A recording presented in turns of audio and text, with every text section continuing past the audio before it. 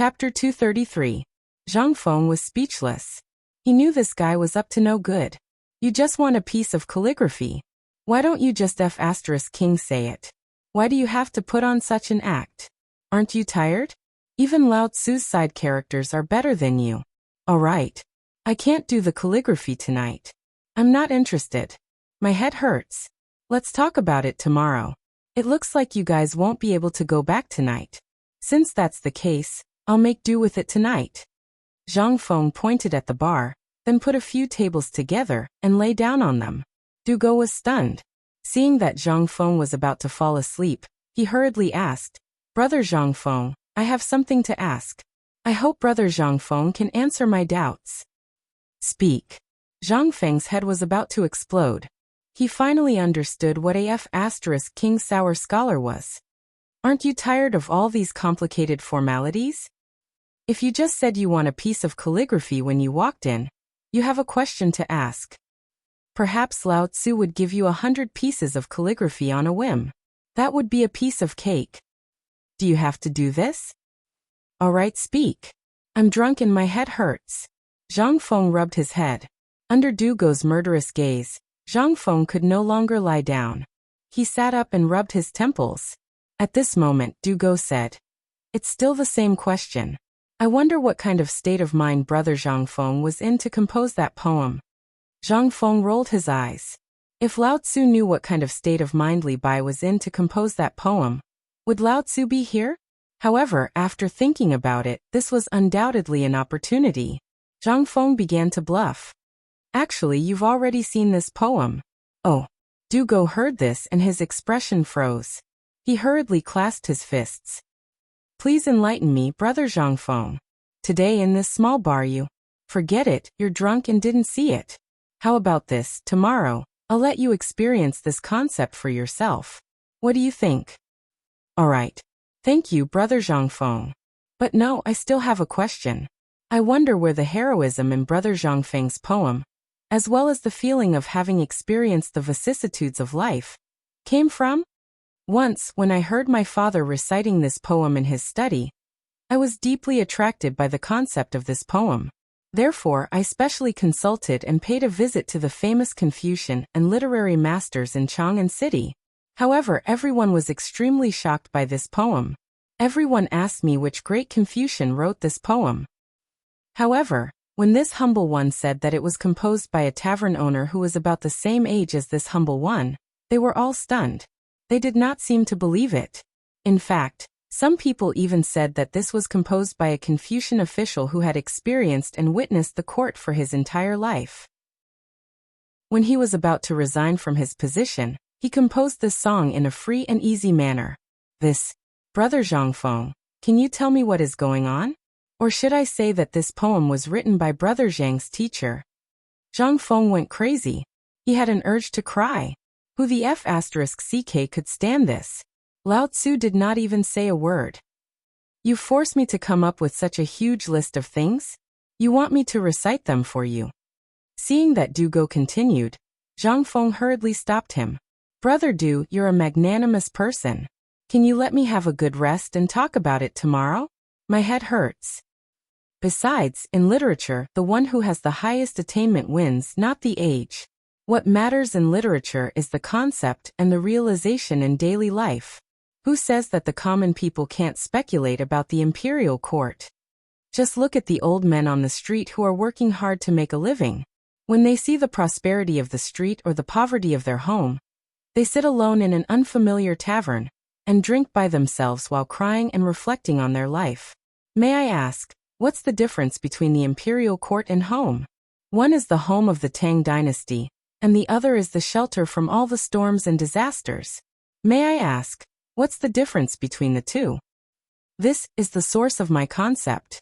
As for Brother Du, you still need to hone yourself. I suggest that you step out of the world that you imagine and go to the secular world to observe the lives of the common people. This is what a Confucian scholar should do.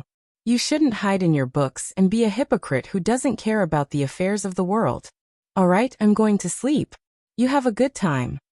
After saying that, Zhang Feng turned around and lay on the table, no longer paying attention to this lunatic. As for Du Go, he no longer bothered Zhang Feng. He was still immersed in Zhang Feng's words. Zhang Feng's words seemed to have opened a brand new door for him, causing him to fall into a strange state that he could not extricate himself from. Zhang Feng finally let out a deep sigh of relief. This is too King scary. What the CK, old Du? How can you stand such a son? This is too scary. After mourning for old Du in his heart, Zhang Feng guiltily looked at Du Go, who seemed to have gone crazy from his words, and closed his eyes. Chapter 234. The next morning, Zhang Feng woke up with a sore back. At this moment his head hurt even more. Mother Cur, no matter what I say today, I won't King drink anymore. If I continue to drink, I will die. But when he rubbed his head and stood up, he saw that Du Dabing had disappeared. Could it be that he knew it was difficult and slipped away? Damn it. Zhang Feng was a little flustered. If he went out in the middle of the night, and was caught by the patrolling soldiers, he would be beaten with a plank. Could it be that he wiped out the bedroom in the backyard? Zhang Feng rubbed his head, went to the kitchen to wash his face with cold water, and drank a big ladle of water. Only then did he feel a little better. He lit the fire on the stove and boiled some water. Then he took out the leftover braised meat that was frozen in the water, and steamed it on the pot. Then he slowly went to wake up a few lazy bums. Chintinu. Get up.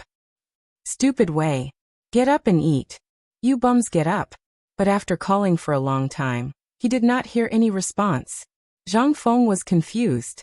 Could it be that they drank too much last night, and had not woken up until now? But it should not be to that extent, right? They had been calling for so long. Could it be that this group of young masters were all so sleepy? It was almost noon. Could it be that they really drank until they died? Zhang Feng was shocked. He just remembered that when he came out, Du Dabing was drinking. Then who drank before? He did not know. Could it be this group of second-generation young masters, they died? Zhang Feng was shocked and hurriedly pushed open the door. Instantly there was a stench. Zhang Feng's snot and tears came out. He hurriedly looked around the room. Except for the messy sheets, there was nothing in the room. Not to mention people. Damn it. Where is he? Zhang Feng was a little flustered. He was most worried about Old Wei's son. This guy drank so much alcohol the night before and drank so much last night. He would be crippled. Could it be that this group of guys, behind his back, if he was gone and Laoli came to ask for him, what should he do? At the thought of this, Zhang Feng's head hurt even more. Running out of the tavern, he saw the old scholar squatting on the street corner and dozing off. He hurriedly asked, "Old scholar, did you see those people who came out of my tavern this morning?" The old scholar looked at Zhang Feng as if he were a monster and asked, "Do they owe you money for the wine?" "No." "Then did they take your things?" "Not really." "Aya. Tell me, did you see it?" The old scholar nodded his head speechlessly. "I saw it. A few of them went out early this morning. They were cursing and swearing along the way. One of them was even carried on someone's back." "Carried away? And he's still cursing and swearing? CK. Did he really drink too much?" Zhang Feng slapped his face and squatted down beside the old elementary scholar. CK. I'm in trouble. Damn.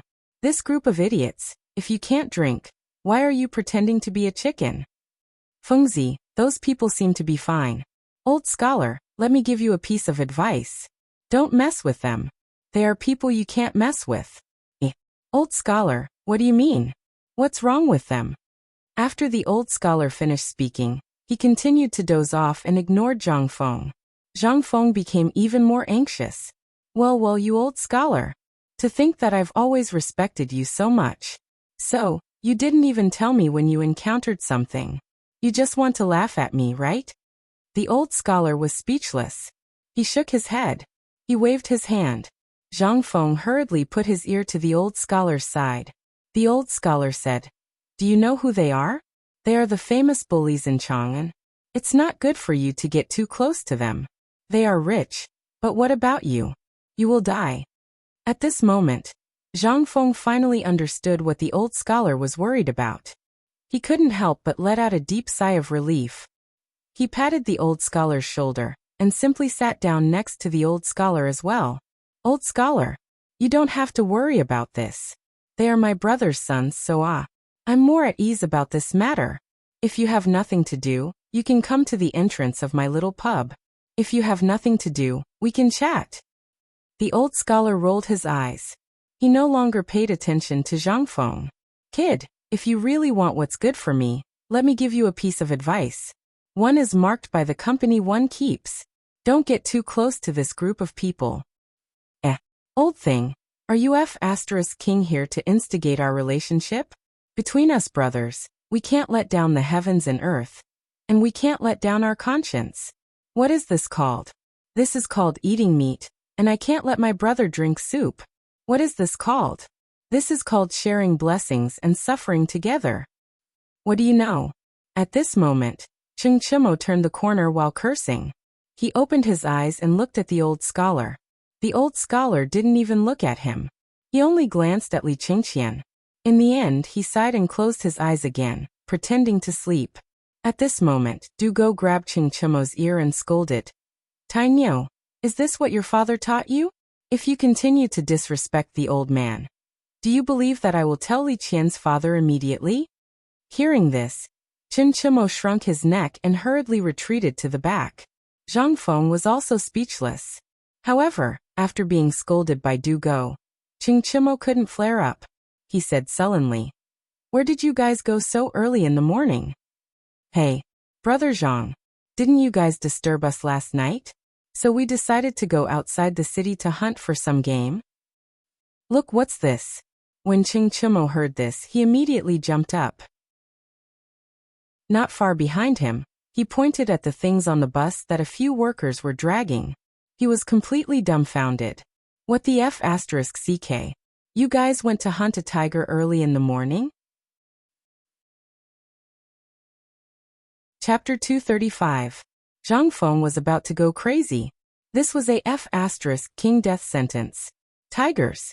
Tigers were strictly regulated in the Tang dynasty. Apart from the royal gardens, all tigers were forbidden from hunting. Zhang Feng had always wanted to drink tiger bone wine and eat tiger meat. He even wanted to get a tiger skin and hang it in the store to show off. But now that he saw this thing, he lost all interest. What the *CK? Chen Tinu, you're King stubborn. Let's go, King, drag him to the yamen with me. Let's get your father to plead for mercy. Maybe we can make it in time. Zhang Feng was anxious. But Li Chengqian and the others crossed their arms and looked at Zhang Feng, trying hard not to laugh. After a long while, the old scholar could not stand it anymore. He coughed and said, "Fengzi, don't be so busy. Look at these young masters." Hearing that, Zhang Feng suddenly raised his head and looked at these rich second generations with a playful expression. Zhang Feng was so angry that he wanted to take off his shoes and beat them up. He was so worried just now. If something happened to them in his store, what would Lao Li and the others do? These were really the 4 rich second generations, the 4 stubborn ones. He finally understood why the old scholar didn't want him to get too close to these people. He would really die if he got too close to them. Brother Zhang Feng. Du Go smiled elegantly. He pointed at the tiger and said, "This is your reward. Lord Zhangsun and Li Gan's father once talked about you. The Minister of Justice thought highly of you and said he wanted to give you a reward. But after thinking about it, he did not know what to give you. Finally, yesterday, Old Chen slapped his head. A hero deserves a sword, so this tiger is a reward from Lord Zhangsun." What was going on? Who gave gifts like this? Was the Tang dynasty so domineering? Giving a tiger directly?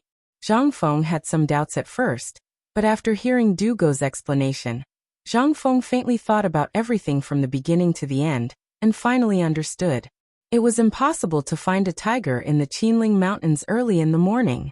Only the tiger in the royal cemetery was possible. And if one wanted to hunt in the imperial mausoleum, who would dare to do so unless the emperor allowed it? Moreover, they even dared to pull it out on the streets so arrogantly. And no one from the government came to interrogate them? Zhang Feng couldn't think of a second possibility other than having a document in advance. Hunting in the Qinling Mountains? I'll give you 1 month. If you can find a tiger in the Qinling Mountains, forget about catching it. Even if you can see it, it'll be my loss. This thing was not even in the Qinling Mountains, okay? As early as the era of Qin Shi Huang, this thing had been wiped out in the Qinling Mountains. If this thing really existed at this time, Zhang Feng would really think that the person who spoke was an idiot. At this time, more and more people gathered on the streets. Zhuzi and Guzi even secretly ran over to pluck the fur on the tiger's back. In the end, people from the government came to urge everyone to quickly deal with this thing. Zhang Feng could only brace himself and bring this thing to the small tavern under the envious eyes of the neighbors. People were afraid of being famous, and pigs were afraid of being fat. Now that he had brought the tiger to the small tavern, he had to think of a way to hide this matter. Otherwise, he would be targeted by the Turks sooner or later. After all, the Turk spy next to him had just been eradicated. Don't worry. Li Chengqian patted Zhang Feng's worried face and said, "My father has already taken care of this matter. Moreover, it was given as a reward by the empress to comfort the frightened people. It was the prey that the emperor hunted." Hearing this, Zhang Feng heaved a deep sigh of relief. "Old Li, you're so thoughtful. Let's go. Brother, let's eat tiger meat today." Zhang Feng didn't say anything else. He pulled Li Chengqian towards the tavern with his head lowered. However, as if he had thought of something, Zhang Feng waved his hand and said, "Old Xiaocai, come to the tavern next time. I'll keep the tiger's penis for you." Haha. Yo. Old Xiaocai. Tiger's penis. Why don't you hurry up and thank Zhang Feng? Ha ha. Amidst the laughter of the neighbors, the old Xiaocai's face turned red. Once they entered the small tavern, a few people who looked like servants dragged the tiger to the backyard and personally dissected it. Zhang Feng was also happy to be free. The few of them sat at the table and Zhang Feng asked gloomily, "This is the surprise you gave me?" "Yes." Wei Shiyu shrugged and said, "This morning, Du Dabing yelled at us and said that we gave you a rubbing last night, but you didn't want it. So we were wondering if we should give you something new."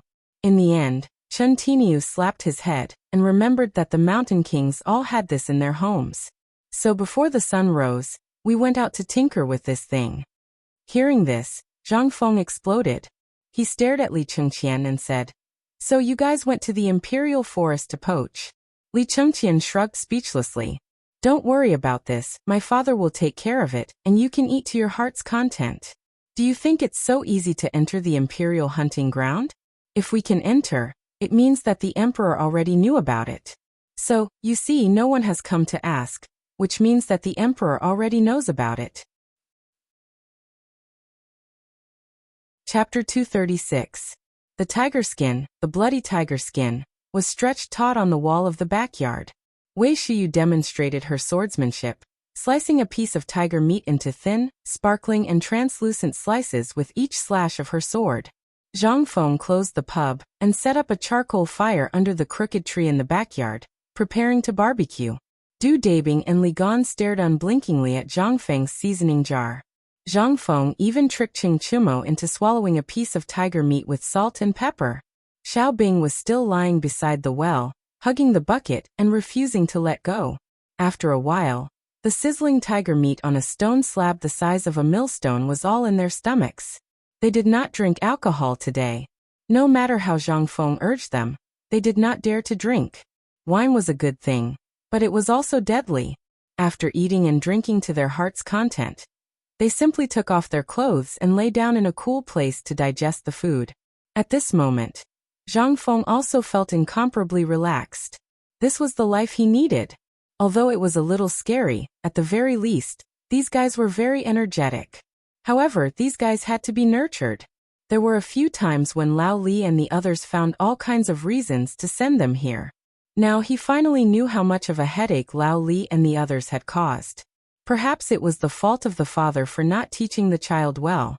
However, Zhang Feng also knew that Lao Li and the others only knew how to hit people and throw money at people. Did they know how to educate their children? If they knew how to educate their children, then, how did they become the notorious bullies of Chang'an? Even the old elementary scholars were afraid of them. It was time to rectify the family's culture for Lao Li and the others. Du Dabing was a talent, but he was too King scary. He was a top student. It was best to encourage him to go to the Imperial College, and then to the Ministry of Justice. Then he could ask Du Dabing to get in touch with Lord Zhongsun. This was also something that could be done in a matter of minutes.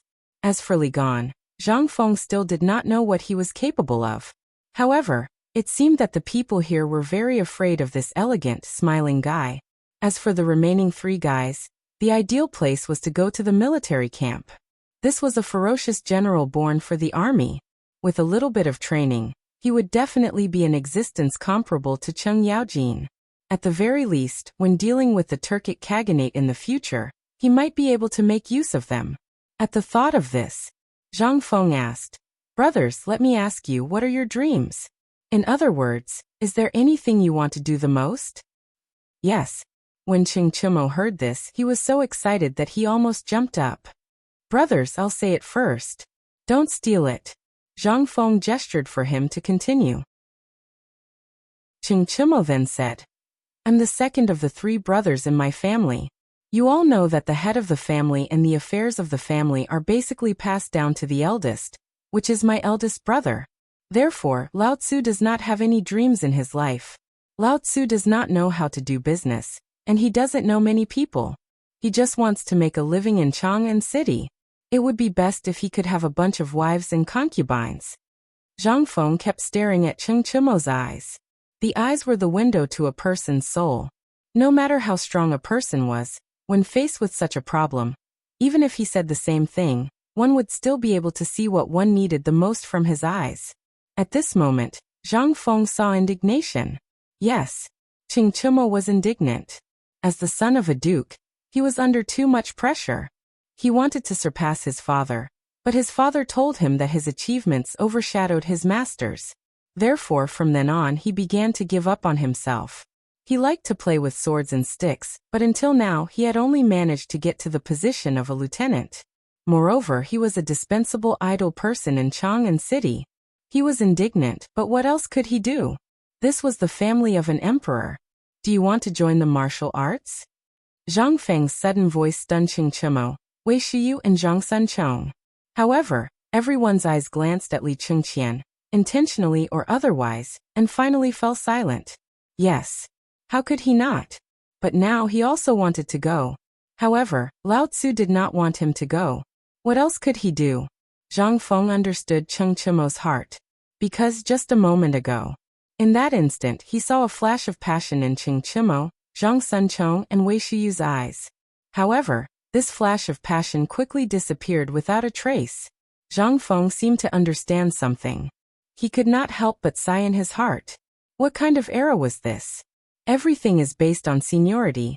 However, Zhang Feng could not help but have a strange look in his eyes. Previously, your father wanted you to come to me, as if he wanted me to teach you something. However, I refused because I felt that you were a burden. I don't know if you came to me in private, or if your father asked you to come. Since I, Zhang Feng, am your father's friend, and your father did not say anything when you did not return last night, it means that your father recognizes me. So, do you want to become stronger? Do you want to soar? Do you want to spread your wings and soar in your favorite place? Do you want to break free from your shackles, get rid of your stubborn reputation, and be yourself for once? Chapter 237. Yes. Almost at the moment when Zhang Feng finished his words, everyone jumped up excitedly. Didn't they want to surpass their father? Surpass their glory? Alas, their brilliance was too strong. They wanted to soar, but their wings were tied down by their fathers. And they used a way to numb themselves to not think about this matter. They wanted to use this silent protest to change their father's mind. However, they had tried and it was useless. Even though Cheng Chimo almost turned Chang'an City upside down and even dragged all the ministers' sons into the water, they became stubborn members. However, their father still berated them for being unfilial sons. They were prodigals. Who could understand what they wanted to do the most? No one. It could even be said that their father knew, but he did not allow it. Why? There were only 4 words. High merit intimidated the emperor. If their family wanted to pass on safely and live well under the emperor's nose, then high merit intimidated the emperor was a taboo. Therefore Cheng Yaojin would play dumb. Therefore Wei Zheng and the group would rather have nothing than be tainted by other things. It was not that they did not have the means to make money, but they wanted to think for their descendants and their family. The emperor's power was unpredictable. This was the imperial court. This was their fate. Brother Zhangfeng, do you have any ideas? Zhang Sun also put away his cynicism and looked at Zhang Feng sincerely. Even Du Go looked at Zhang Feng with a burning gaze. As for Li Chengqian, he lowered his head silently. Zhang Feng looked around at everyone. I know what all of you are thinking. I know what all of you want to do, but I also know what your father is worried about. Your father is doing something big right now. And it is a very big thing. What is it? Cheng Chimo asked with reddened eyes. Zhang Feng took a deep breath and said in a low voice, Do you think it will be small when it is done for the emperor? Everyone was stunned. Could it be that this guy knew his father's identity? But why didn't anyone tell them? The crowd could not help but look suspiciously at Du Go. Seeing this, Du Go hastily shook his head. But nobody seemed to believe him. Du Go was anxious and asked, Zhang Xiong, you said that our father is working for His Majesty? How come we didn't know about it? And such a big thing. How did you know about it? Can you tell us? Hearing this, everyone's eyes gathered on Zhang Feng. Zhang Feng smacked his lips and said, Actually, this whole thing started with the eggs. You guys should still remember that, right? Since then, they have been working for His Majesty, and I hope that you will all keep your mouths shut. If you dare to speak nonsense about this matter, even Heavenly King Lao Tzu won't be able to save you. Everyone heaved a sigh of relief. They thought that Zhang Feng knew their father's true identity, but now it seemed that he still didn't know. Although their father did not tell them much about what happened after that, they more or less knew. After all, they were living under the same roof, so how could they not know? Zhang Feng saw this and said again, I know that Lao Li and the rest will definitely not let you guys get involved in this, so guess what you are worried about, right? You are wrong. Your father is doing this to protect your lives. The fewer people involved in this matter, the better. So I can understand why you guys are acting this way. But today, I want to talk about something else. This matter will definitely not affect them. And it will also allow you to be in the right position and do the right thing. What is it? Just say it. That's right, brother. You are so wishy-washy. Are you a man? Just say it. Do you want us to take over the mountain and become kings? Or do you want us to do something else? Just say it. Cheng Chimo was so anxious that he was going crazy. Hee. Zhang Feng laughed mischievously, infuriating everyone. Zhang Feng waved his hand and said, Think about it. What should a hot-blooded man do? Protect the country. To die on the battlefield. Cheng Chimo and Wei Shuyu said in unison. But the next moment, everyone was stunned. Did he mean to let them enter the camp? Yes. Zhang Feng got up, put his hands behind his back, and raised his head to the sky, letting the wind blow his long hair, which danced wildly in the wind. He shouted loudly, drunk, looking at the sword under the lamp, dreaming of blowing the horn and joining the camp. 800 miles of the army under the scorching heat, 50 bowstrings turning over the Great Wall, soldiers gathering on the battlefield in autumn. The horse is fast, the bow is like a thunderbolt, the string is frightening. But the king of the world, winning the reputation of life and death, poor things happened in vain. The bright moon of the Qin and Han dynasties, the long march of thousands of miles did not return, but the general of Longqing flew, not allowing the horse to pass the Yin mountain. The two poems came out. Everyone was shocked. What was this? Wasn't this the kind of heroism that men pursued? Everyone read some books, and among them, Li Chengqian and Du Go were even more outstanding. At this time, every line of Zhang Feng's poem was like a stretch of saber light and sword shadow, making them intoxicated. No one knew how long had passed. Cheng Chimo and the others trembled all over, and even the corners of their eyes were full of tears. Not allowing the horse to pass the Yin mountain. Drunk, looking at the sword under the lamp. This is what a man should be like. This is where I should go.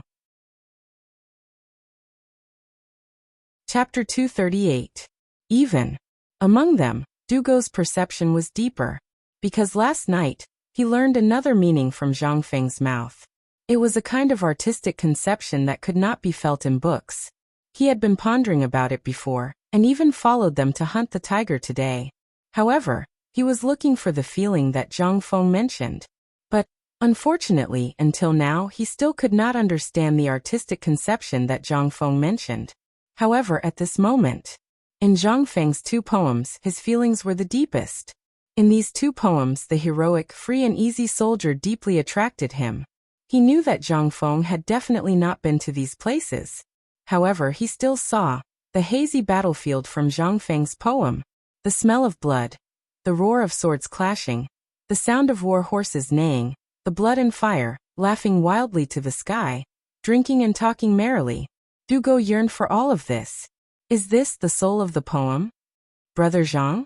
In the end, Du Go was the first to wake up. And when he spoke, Li Chengqian also woke up from the shock and looked at Zhang Feng.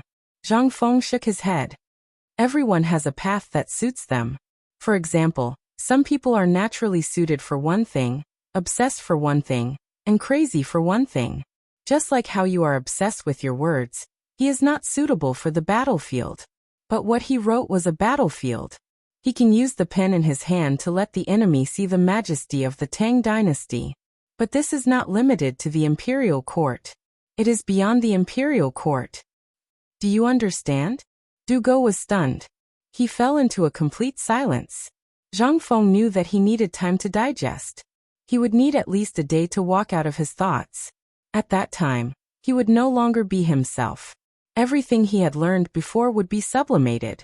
Zhang Feng did not know if old Du would say anything if he did this. His words had changed a lunatic who was obsessed with literature. He himself did not know whether it was right or wrong, but this was what he had to do, since Lao Li and the others had thrown this mess to him. As for the rest of the matter, let them have a headache by themselves. Zhang Feng glanced at the pensive Li Chengqian and asked indifferently, "Have you comprehended it?" No. Li Chengqian shook his head indifferently. He was very confused. His identity as the crown prince had determined his fate. He could not be like Qing Chumo and the others, who were unrestrained and unrestrained. Even more so, he couldn't be angry over a beauty, and he couldn't have a trip that he could just leave as he wished. In Chang'an City, he could occasionally go crazy, and his father might turn a blind eye to it. However, a shackle had firmly imprisoned him since he was born. What could he think? I know you. You are a natural-born leader and strategist. You are different from them. Zhang Feng looked at Li Chengqian indifferently and said, "You give me a very strange feeling. It's like I'm looking at old Li. You're all born to play with power. I don't know if it's because of your business connections, but old Qin doesn't need to say anything. He's born to be unsuitable for business. However, old Sun is a profiteer. He is suitable for negotiating with foreign countries and catering to the imperial court. Old Du and Old Fong are not necessary. Old Fong is your butler and accountant. Old Du is not suitable for business. He is a natural-born lobbyist to deal with the people. As for Old Wei, he is most suitable for managing money and monitoring. These people are not suitable for business because their strengths and weaknesses are very clear. However, I can't see through you and your father. It's not that I want to see any secrets between you. How can there be no secrets between friends? However, I found one thing. That is, you and your father are natural-born businessmen. You are the kind of people who are above Old Sun and Old Wei. Tell me, am I right?" Li Chengqian was shocked. "You know how to read faces?" Zhang Feng rolled his eyes. "As long as you are not a fool, you can see it. Why do you need to read faces? Do you really think I am a god? Just tell me if it's true or not." Li Chengqian could not help but be even more shocked.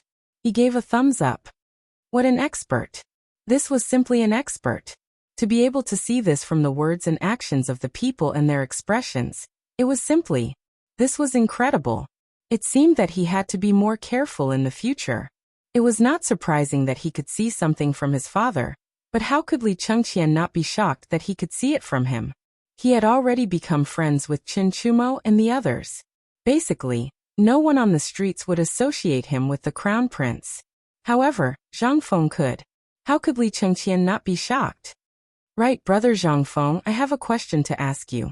Please speak." Zhang Feng was laughing in his heart. To be able to fool this group of people, it was simply, what he was most afraid of was Du Dabing's mouth and Chen Hania's slaps. He was simply going crazy. When he was agitated, he would give you a slap. Occasionally he would even give you a slap. The key was that this slap was like a hammer hitting his body. Zhang Feng had to think of a way to get rid of this group of simple-minded people. As for people with such great strength, what was the most suitable for them? The military camp. As for Du Dabing and Li Chengqian, what was the most suitable for them? Chapter 239. Li Chengqian thought for a long time. Combining the two poems that Zhang Feng recited, and the words that he said to Du Go, he could faintly feel that Zhang Feng was standing from the perspective of a businessman. He wanted them to break away from being good merchants and advance in their career. Cheng Chimo and the others were strong, so they were undoubtedly the best place to return to the military camp. However, would Emperor Father agree? Would Uncle Cheng and the others agree? He didn't know. Li Chengqian asked. You want them to go to the military camp, but what about Du Dabing and me? Where do you think the two of us are suitable? The two of you. I think the most suitable place is the Ministry of Justice. Oh, Zhang Feng said confidently, the Ministry of Justice. Right now, your father and Zhang Sun Wuji have already formed an inseparable bond. Take this cooperative for example. Even if Zhang Sun Wuji wants to break away from your father, he won't be able to do so. Li Chengqian frowned and asked, why? Isn't it simple? Binding benefits. The instigator of this matter is your father, and your father has already carried it out. Other than the government, who is the first to implement this, which means that the emperor has tacitly approved of it. Do you think that the emperor will hand this matter over to others? Li Chengqian thought for a moment before shaking his head. Isn't that enough? The emperor wants to seize control of the economy, so he will definitely need merchants, and your father is the best candidate. At this time, your crisis has also appeared. The more you walk down this path, the more dangerous it will become.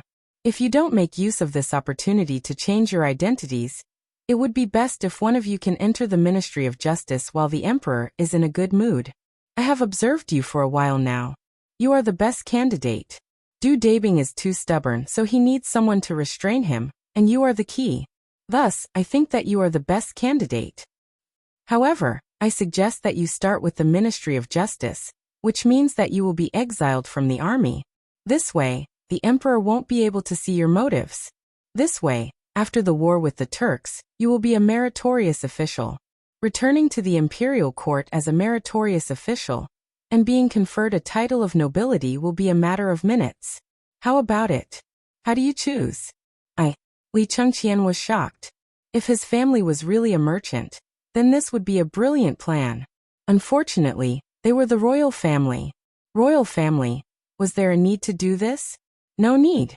Then why is Zhang Feng in such a hurry for me to clear my identity? Furthermore, he had to protect himself. Could it be that something big was about to happen? Brother Zhang Feng, why does it sound like something big is about to happen? Yes. Zhang Feng's voice was grave. Originally, I wanted to say it the night before, but I got drunk. It's not your father's fault. They were just happy. However, you must go back and tell your father and the others about this matter. Tell them to be vigilant. When Li Chengqian saw Zhang Feng like this, he could not help but become somewhat nervous. He hurriedly asked, Brother, tell me. Do you know about the Guanlong group? Buzz. Li Chengqian's expression suddenly changed. And it was a huge change. Guanlong. That was a taboo word for everyone in the Tang dynasty. It was a name that even the royal family was very afraid of. What's wrong with the Guanlong group? Are they going to, Zhang Feng hurriedly kept quiet. Then he put his arm around Li Chengqian's neck and said, Keep your voice down. Do you want to die? Do you know the night before? The night your father went back, the Tujue's nest next door was destroyed by the imperial court. Maybe there are people from the imperial court lying in ambush around now. Don't be loud. Li Chengqian hurriedly nodded, although he knew. I'm telling you, this is inevitable. The Guanlong group has been controlling the economic lifeline of the Tang dynasty for years. It's impossible to get rid of their control. But now the emperor wants to get rid of their shackles and reorganize the economy of the Tang dynasty. Then there will be a conflict of interest with the Guanlong group. So this is inevitable. Li Chengqian was shocked. The Guanlong group. That was a terrifying existence that had destroyed the previous dynasty. And the Li clan had only been able to rise to power because of the Guanlong group's support. That was how they had established the great Tang dynasty. Imperial Father's greatest wish was to crush the Guanlong group, but now you're saying that the cooperative has affected their interests? Yes. This is inevitable. I suspect that the emperor must have made arrangements. I just want to ask if your father knows about this. If he doesn't, it'll be difficult. My father doesn't know. Then it'll be difficult. Zhang Feng slapped his forehead. He felt a headache coming. Now, go back immediately and tell your father about this, so that you don't get caught in the crossfire. Also, you bastards, get the hell out of here. Otherwise, your families will definitely perish. The size of the Guanlong group is beyond your imagination. Even the emperor doesn't dare to touch it easily. Now that he has, there will be turmoil in the Tang dynasty. Chapter 240. Li Chengqian was aghast. Isn't this too terrifying? At this moment, he finally understood why Zhang Feng wanted to find a way out for them. Turns out he already knew that something was going to happen. And it was going to be a big deal? This Guanlong group. This terrifying name. Is he going to make a move? Li Chengqian was somewhat alarmed. This name, Zhang Feng didn't explain clearly. Not only can he influence the rise and fall of a dynasty, but he also has the 5 surnames and 7 hopes behind him. This was the most fatal point. If his family was really a businessman, then he would definitely turn around and run, immediately returning home. Even if it meant moving his family. They couldn't bear the anger of Guanlong group. Moreover, they were the instigator of this matter. Wait a minute. Li Chengqian seemed to have thought of something, hurriedly asked.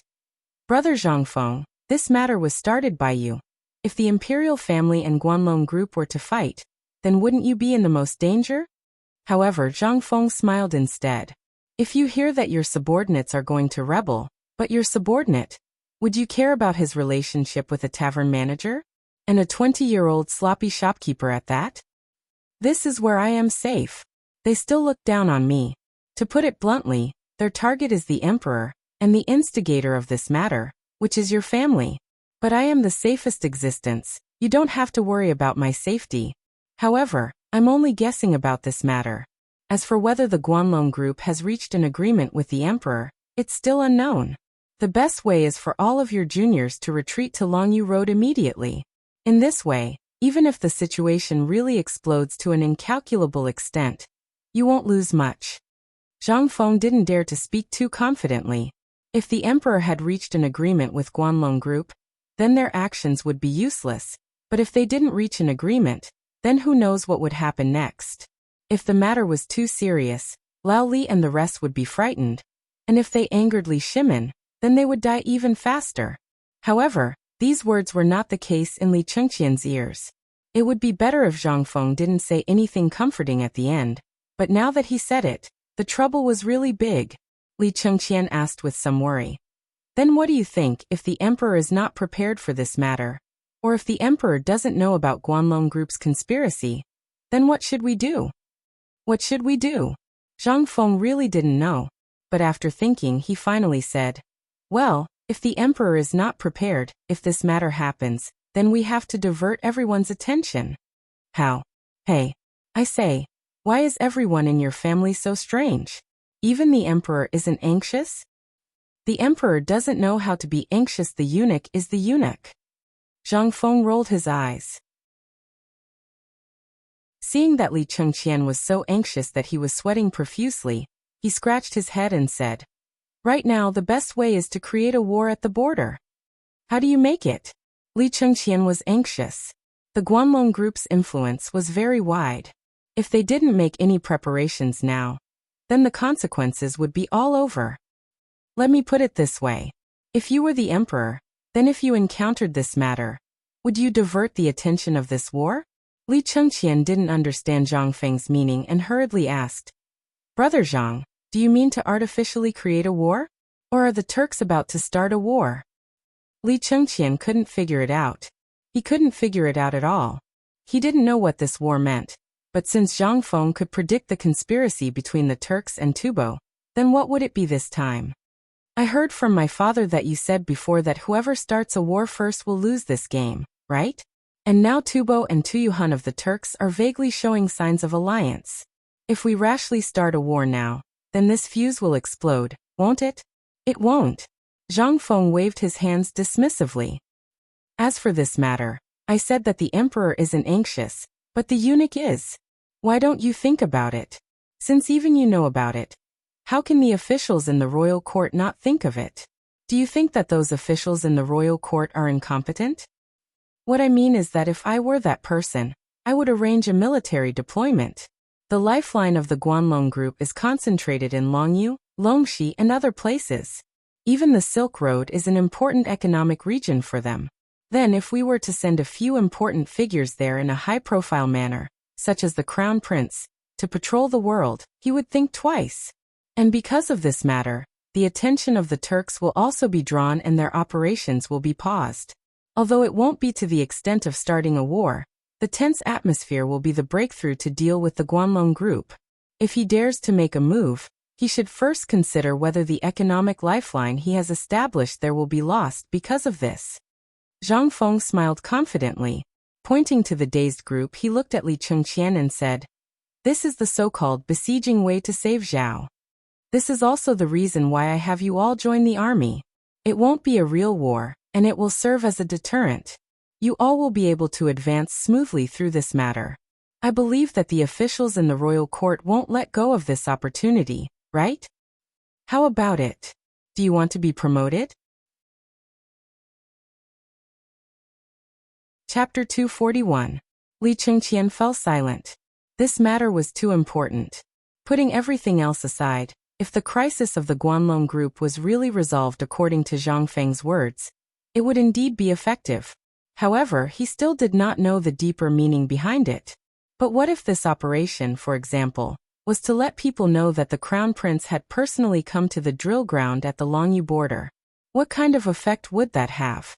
Presumably, the Turks would be the first to not let him off. Then let's talk about a double-edged sword. Once the Turks could not help but assassinate him, then an all-out war would be triggered.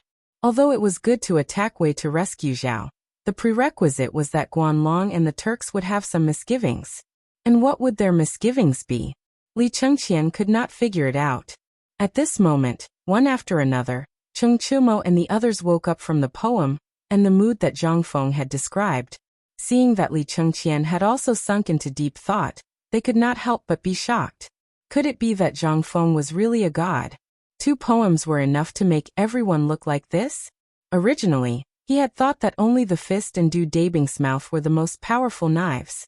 But now, Cheng Chumo suddenly felt that Zhang Feng's mouth was the real sharp weapon. If this was placed on a battlefield with thousands of soldiers and horses, then wouldn't it mean that as long as he sat there and shouted 2 poems, the enemy would disarm? Damn it! At this moment, Zhang Feng finally heaved a sigh of relief. He was a person who threw a brick to attract jade. He wanted these people to find their own path, and not blindly follow the crowd. What only the imperial court was suitable to serve the country. That was all bullshit and all talk. If everyone in the world was like that, then who the hell would be guarding the border? And now, after drinking with Lao Li and the others 2 nights ago, and after hearing that the Turk spy had been caught, until today, there were no other rumors or any movement from the Turks.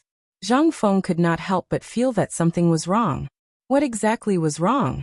Zhang Feng didn't know. However, he could faintly sense that there was a pair of enormous hands that surpassed the Tubo Turks. Perhaps the controller was overlooking everything in Chang'an. This feeling made Zhang Feng very unhappy. Therefore, when you do go and the others were chatting, Zhang Feng could faintly guess that it was the Guanlong group. At this time, the 5 surnames and 7 hopes would not make a move. However, this Guanlong group was an alliance established in the Guanlong region by the 5 surnames and 7 hopes to handle the economy. That was why it was commonly known as the Guanlong group. The Guanlong group was bound to be paying attention to every move in Chang'an. Although Li Shimin had spread the matter of the cooperative to various states, the source was still in Chang, and in Li Shimin. This was the most important thing. He didn't know what Li Shimin was thinking, but he, Zhang Feng, had to think of everything that he could think of before Li Shimin.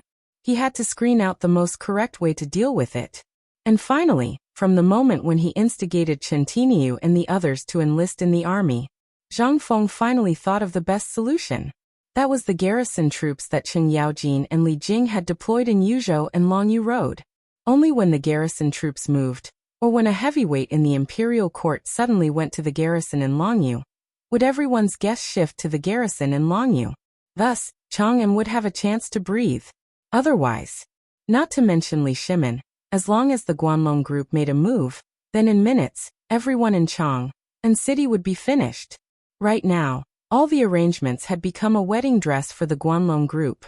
In the end, when Zhang Feng was immersed in organizing all of this, Li Chengqian and the others quietly left.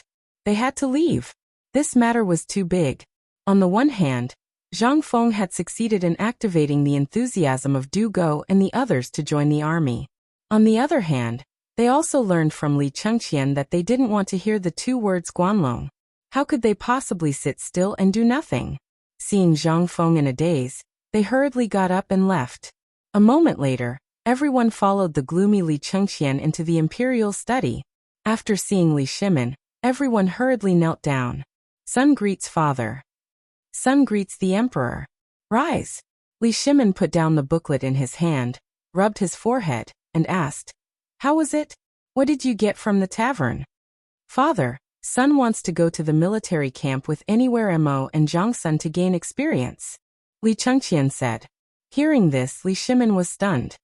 "Why do you suddenly want to go to the military camp to gain experience? Tell me, did brother Zhang Feng give you some bewitching potion?" Li Shimin's interest was piqued. He simply stopped thinking about the matter at hand and looked at them curiously. In his memory, these people, except for Du Go, were all well-known bullies in Chang'an City. If not for the fact that they didn't do anything bad, Li Shimin would have already questioned them. But this group of rascals actually wanted to go to the military camp? Li Shimin couldn't help but be interested. "Father, yesterday, when we left the palace, we wanted to experience Zhang Feng's spirit, but we were convinced by his two poems." "Oh, what kind of poems are they? They actually made you want to go to the military camp?" Hearing this, Li Chengqian tilted his head and nudged Du Go with his elbow. Du Go then reacted and imitated Zhang Feng's tone, saying, "Drunk, looking at swords under the light, dreaming of blowing the horn in the camp.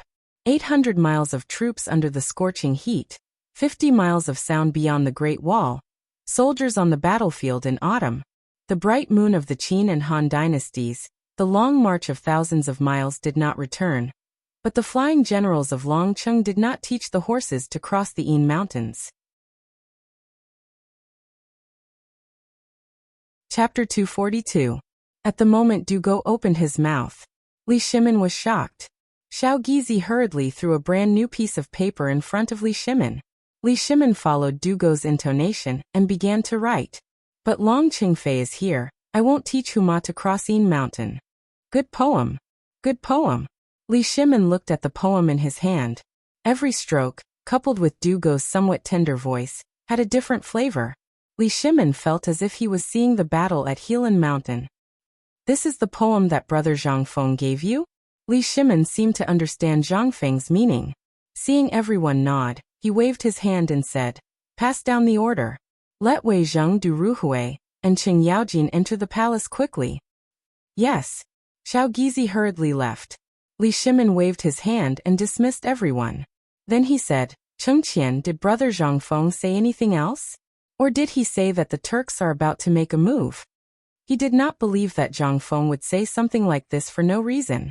Since he had persuaded everyone to join the army and made such a poem, something big must have happened. What could it be? Li Shimin frowned and fell into deep thought. Now Chang'an City was thriving. Large quantities of trade goods poured into Chang, and from all over the world like floodwaters. What was this? This made Li Shimin see a glimmer of prosperity. At this moment, Li Chengqian waited for the palace maids, eunuchs, and guards outside the door to leave. Then he immediately had Zhang Sun, Wei Shuyu, and Qing Chimo guard the door. At the door he said, "Father, I heard 2 words from brother Zhang Feng." "Guanlong? Guanlong." They spoke almost in unison. Li Shimin and Li Chengqian both said the same word. Hearing this, Li Shimin was shocked. This is impossible. Now everything in Chang'an city, as well as Liangzhou and Luozhou, was thriving. How could there be any bad signs? Did brother Zhang Feng say that after drinking? Li Shimin had some doubts. However, Li Chengqian shook his head and said, "Imperial father, brother Zhang Feng said that he wanted to tell you about this the night you were drinking, but you were all drunk in the end. He said that Imperial father wants to seize the economy, which will inevitably cause the dissatisfaction of the Guanlong group. Therefore, he proposed to divert the attention of the Guanlong group. Only in this way will I have a chance to deal with it." Hearing this, Li Shimin's expression turned serious again. With Guanlong group's ability, they could find out about this matter in minutes. However, until now, he had not received any information from the Guanlong Corporation. Could it be that the Guanlong Corporation was also observing? Impossible. This was not the Guanlong Corporation's way of doing things. If the Guanlong Corporation wanted to cause trouble, all they needed to do was to cut off all the trade routes to Chang'an. But now, looking at the reports on Chang'an's abundance of goods on the desk, as well as the piles of goods from the warehouses in the imperial city to where all the merchants stocked up, there were even many large items that were stockpiled on the streets of Chang'an city. How could this be a sign that the Guanlong Corporation wanted to cut off the trade routes? And Zhang Feng would definitely not speak without thinking. "Tell me everything that happened in the past 2 days. Do go, tell me what you think about this." Li Shimin waved his hand, indicating for the 2 to sit down, then returned to the dragon chair and picked up the teacup. He wanted to drink a mouthful of water to moisten his dry throat, but the hand holding the teacup could not stop trembling. Replying to Your Majesty, this matter is like this. Do go, and Li Chengqian told Li Shimin in detail everything that happened in the small tavern. At this time, Li Shimin finally understood why Zhang Feng strongly recommended Li Chengqian and the others to go to the border. If they were merchants, then this was really a good opportunity to soar into the sky. Li Shimin could not help but feel a trace of guilt. Until now, brother Zhang Feng had been thinking for him, but what about him? Although he was not a real merchant, wasn't the entire Tang dynasty run by him? If that was the case, he could also be considered a merchant. But this matter, Li Shimin thought about it carefully, and indeed found a trace of strangeness. That was, the goods of these merchants were basically transported in, and very few of them were transported out. Could this be, something was not right? Only entering and not exiting. Once the Guanlong group started to suppress Chang, and then these hoarded goods would be Li Shimin's life. At this time, if there was a trace of bad news, then the first to panic would definitely be the merchants, and then it would cause panic among the people. Only now did Li Chengqian and Du Go finish recording everything that they had seen and heard, including the words that Zhang Feng and old Xiaocai had said. Li Chengqian spoke clearly. Then Li Chengqian said, "Father, I think it's better for me to go to Longyu. This matter has not really exploded, which means that the Guanlong group is deploying even greater suppression. If we don't take precautions first, then we will definitely suffer heavy losses. Father's plan to seize economic power will also die in the womb. On the contrary, it will help the Guanlong group." So, Li Chengqian excitedly knelt down and said, "Father, I request to go to Longyu's border. With the crown prince's name of patrolling on behalf of the heavens, this will undoubtedly attract the attention of all forces, and Chang'an's crisis will be relieved. As long as Chang'an's crisis can be resolved, then it won't be so easy for the Guanlong group to plot again. No. Your Highness, you can't do this." At this time, Wei Zheng's voice could be heard from the outside. Following Wei Zheng were Du Ruhui, Fang Xianling, Zhang Sunwuji, and Qing Yaojin. Even Yu Qigong and other generals came together. Chapter 243. While they were talking, Du Ruhui presented a booklet with both hands. "Your Majesty, something happened in Chang'an." Hearing that, Li Shimin's expression suddenly changed. "What?" He hurriedly took the booklet from Du Ruhui's hand and waved his hand. Du Go was also driven out. Du Ruhui didn't care at all. Your Majesty, when we came here just now, we felt that Chang'an was very strange these 2 days. As for what was strange, I couldn't tell. In the past 3 days, the silver in all the prefectures of the Tang dynasty was basically used up. Almost all the merchants only borrowed and didn't save. The money they saved was not as much as the money they lent. And all the goods in all the prefectures were piled up like mountains. It was too strange. So when we thought about it, we faintly felt that something was wrong. Just now at the door, I happened to hear the conversation between the Crown Prince and Du Go. So I thought, could it be that the suppression of the Guanlong group has begun? Li Shimon's expression could not help but abruptly change. He finally understood what was wrong in Chang'an City. It seemed to be thriving, but the goods from Jinla and other countries were basically in the city. Few people transported the goods out. This was absolutely impossible. Which merchant, after getting the goods, didn't sell them all over the world? But now when he thought of Guanlong, Li Shimon's forehead couldn't help but be covered with a fine layer of cold sweat. At this time, Yu Qigong cupped his fists and the armor all over his body clanked. Your Majesty, I'm going back to Chang'an and to report the military situation. But on the way, I also found something wrong. Even the shadow of the Guanlong group, which I rarely saw before, appeared among these people. I think, is the seemingly prosperous business in Chang'an City an illusion created by the Guanlong group? Then why do you think he did this? Li Shimon waved his hand and asked. Yu Qigong thought for a while and said with a dignified face, I'm not good at the business skills, but I know military books. There is a saying in military books that if you want to break the morale of the army, you must first destroy its foundation. In other words, rations and fodder. But now this old official combined with the abnormal situation in Chang'an, and this old official feels that this could be deliberately created by the Guanlong group in order to make the emperor consume a huge amount of financial resources in a short period of time, and then carry out. As he spoke, Yu Qigong made a clenching motion with his hand. This scene caused Li Shimon's eyelids to twitch violently. At this moment, Du Ruhui added, even at this moment, the Crown Prince is patrolling the area in the name of the Emperor. Even though he can suppress the Tufan and the Turks, and even intimidate them, this doesn't affect the Guanlong group in the slightest. Perhaps, Guanlong might even think that this is a signal for the Emperor to declare war. Therefore, I think that it's not the right time yet. We can't act rashly. If the Guanlong group really wants to suppress us, we have to wait until there is some progress in this matter. Now we must not act rashly. If we act, it means that we have taken the initiative to launch a counterattack. This will only make the Guanlong group crazily suppress us. They might even join forces with the Tubo and the other countries. Li Shimon was a little shocked. Prime Minister Wei, what do you think about this matter? The current situation was too strange. Even if he thought of it, he couldn't move. This kind of discomfort was like punching cotton. This made Li Shimon feel a little depressed. Resist? No. Not resist? No. What could he do now? Now that he did not even know what the other party was doing, what could he do? Oh right. Zhang Sunwuji, immediately send out all the people from the Ministry of Justice. They must investigate the situation in Chang'an, and by tomorrow morning, I want to see if the recent abnormalities in Chang'an are really caused by the Guanlong group suppression. Yu Qigong, immediately have your personal guards return to the barracks with my rewards. On the way back, make sure to check them carefully. This official obeys. The two of them hurriedly left. Li Chengqian was still standing there.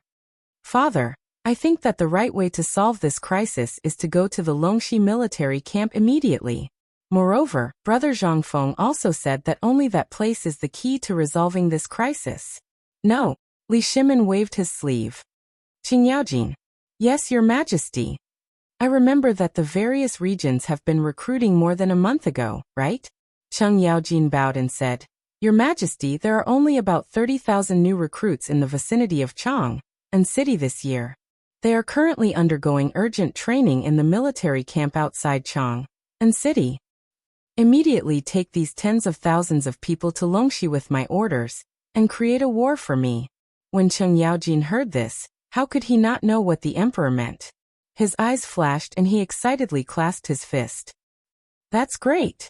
I haven't fought for a long time. Li Shimon's face darkened. Use your brains before you go to war. Think about how to get the locust eggs out of Longyu. Cheng Yaojin slapped his head and said excitedly, I know. After that, everyone left. Only Li Chengqian was still standing there, stiffening his neck. Li Shimon frowned and scolded. Don't go for now. Learn more from Zhang Feng during this period of time. Don't get so worked up over such a small matter. What's wrong with you? Li Chengqian pursed his lips and suppressed the urge to go to the military camp. Yes. I'm stupid. Chapter 244. Cheng Chimo was very excited. He couldn't remember the poem, but on the way back, he used 10 jars of wine and asked Du Go to write it for him. At this time, it was placed on Cheng Yaojin's desk. Looking at the 2 words on the table, Cheng Chimo was so excited that his body was still trembling. His excitement caused the entire Cheng residence to sink into a tense atmosphere. Now that Cheng Yaojin was hurriedly called into the palace by the emperor, they didn't know what would happen. But now, Cheng Chimo had come up with such a plan. At this time, even the concubine who came to serve him was scared by his eyes, and quickly went to find Chuishi. When Chuishi saw Cheng Chimo's appearance, she was shocked. My son, are you suffering from hysteria? When Cheng Chimo heard this, he quickly went forward and supported his mother. Mother, I have decided to go to the army camp, like father. Nonsense. Chuishi was shocked. She quickly covered Cheng Chimo's mouth. This matter can't be said outside. Don't mention it again. Mother. Now even the crown prince is begging the emperor to go to the battlefield. How can I lose the prestige of our Cheng family? I have also decided that you must go to the army camp. No. Before your father hears this, you should just give up on this idea. Otherwise, with your father's temper, you will have to lie in bed for half a year. Chuishi rejected Cheng Chimo. His family was a duke, so many people were watching them. This was the case for a family of generals. A family can't have 2 generals. They all knew about Cheng Yaojin's talent. Since young, he was very interested in military books and all kinds of military affairs. If Cheng Yaojin wasn't a general or a duke, then he could fight for his future. But if he dared to go to the army camp now, it would bring disaster to the Cheng family. How could Chuishi dare to let such a thing happen? Chimo, I know you and I understand you, but this matter is too complicated. I know that you have been wrong these years, but you didn't come back last night, and now you are shouting about going to the battlefield. Are you hysterical? Or are you provoked? If you are bullied, say it, I will help you. My Cheng family servants are all veterans who accompanied your father when he retired. Just say the word and this old lady will personally help you get back at them. When Cheng Chimo heard this, he was shocked. If this old lady were to find out about Brother Zhang Feng, wouldn't Brother Zhang Feng be doomed? He was a weak person who couldn't even withstand a slap. Thinking of this, Cheng Chimo quickly pulled Madame Chui's hand and said, Mother, look at this. As he spoke, Cheng Chimo solemnly opened one of the paintings. Chuishi used to be the daughter of a big family, so she had dabbled in calligraphy and paintings, especially those made by famous masters. These years, if it wasn't for her, this house would have become Cheng Yaojin's training ground. Those antique calligraphy and paintings must be used as fuel for the fire. At this moment, Miss Chui was completely stunned when she saw this piece of calligraphy. Drunk, looking at the sword under the lamp, dreaming of blowing the horn at the camp. Chimo, where did you get this poem? Chuishi's face became unusually dignified for the first time. She couldn't help but think of the 2 paintings in Cheng Yaojin's study room. Although the handwriting looked different, it was definitely written by the same person. Cheng Chimo saw that his mother was deflated, so he couldn't help but straighten his back. This is my brother Zhang Feng's calligraphy. How is it, mother, with the artistic conception in this painting? Do you think that I should go to the battlefield? That's where I should go. What kind of poem can make you 2 have such expressions? At this moment, Cheng Yaojin's loud voice sounded from outside the door. Cheng Chimo was excited. He raised the painting and read it to Cheng Yaojin. Drunk, looking at the sword under the lamp, dreaming of blowing the horn at the camp. 800 miles under the command of his subordinates, 50 bowstrings sound beyond the Great Wall, the autumn soldiers on the battlefield. The horse moves quickly, the bow is like thunder, the string is frightening. Accomplishing the affairs of the world. Winning fame in life and behind. Pitiful for nothing. Father, how is this poem? Cheng Yaojin glanced at Ching Chimo indifferently. This was made by Zhang Feng? That's right. Father, I went to the tavern with Cheng Qian and the others yesterday. We were all bowed down to Brother Zhang Feng's talent, so perhaps Cheng Qian, Zhang Suncheng, and the others are thinking of a way to go to the military camp right now.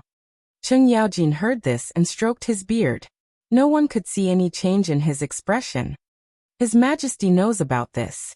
His Majesty's intention is for all of you to stay obediently for Lao Tzu and learn more useful things from Zhang Feng. The Crown Prince was blocked, but you? Do you think you're worthy of going to the battlefield? You haven't embarrassed Lao Tzu enough. Get out of here. Take advantage of the fact that Lao Tzu hasn't gotten angry yet. The excitement in Cheng Chimo's eyes slowly disappeared.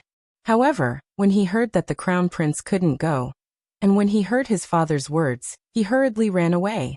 When Cheng Chimo ran away, Cheng Yaojin's expression immediately became excited. Madam, hurry and read the words for me again. Old man is so excited that he can't stand up. Chapter 245.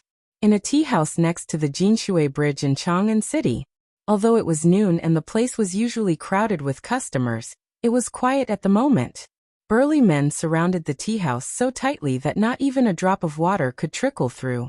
If anyone dared to come close, they would invite them to take a cold bath in the Jinshui River for free.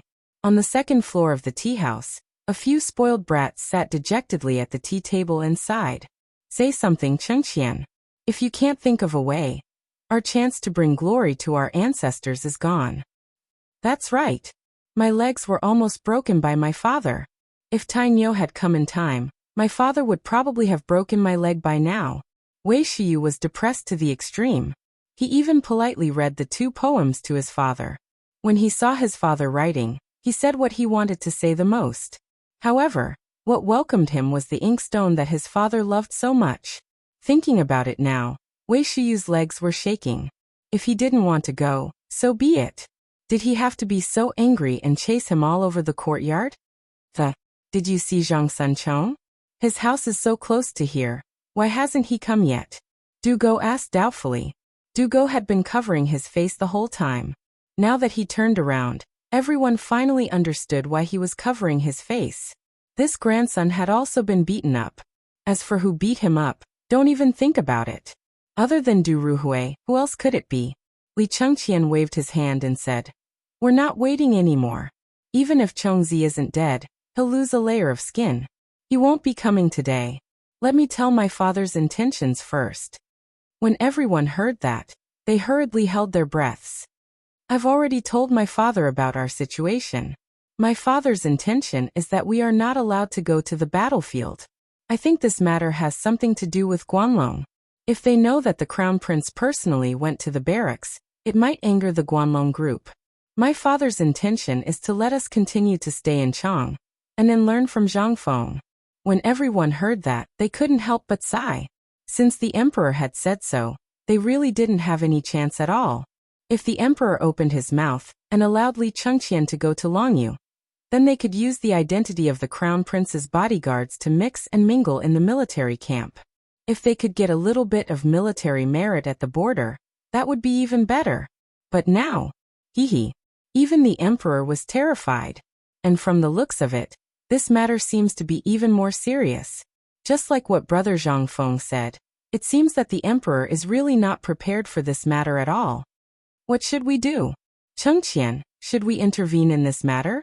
If we take action, I believe that everything in Chang'an City will be revealed sooner. In the end, Cheng Chimo couldn't stay idle. Everything was caused by this matter. If this matter was resolved, did it mean that they could go to the border battlefield?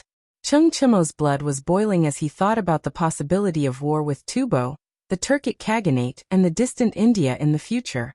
No, Li Chengqian shook his head. We don't know how Imperial Father will deal with this matter. If we investigate on our own, we'll probably hinder Imperial Father's plans. So, then we're just going to watch. Chinchimo was anxious. No. Let's just pretend that this matter didn't happen. Let's do as Imperial Father said, and go to Zhang Feng's little tavern first to learn his mysterious ability. If we learn it, then we'll benefit greatly for the rest of our lives. I agree with Chengqian. This time, Dugo didn't nag, but he agreed with Li Chengqian's decision. At this moment, there was a flurry of footsteps. Zhang Sun, with a bloody nose and a swollen face, was carried over.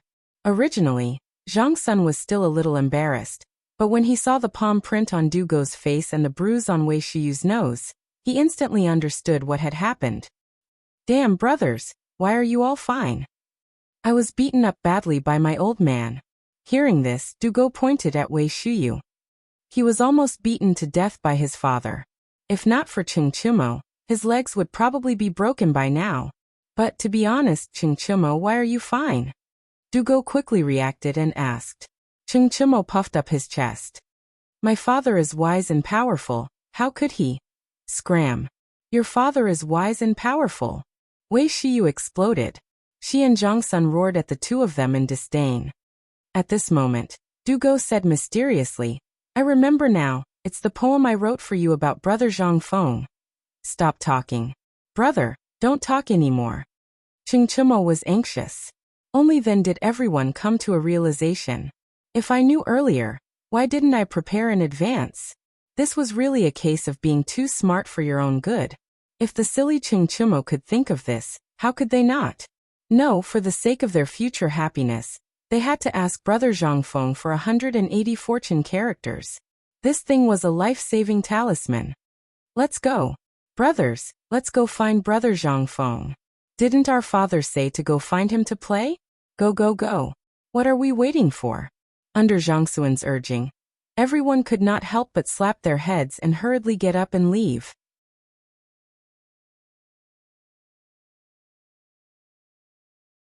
Chapter 246.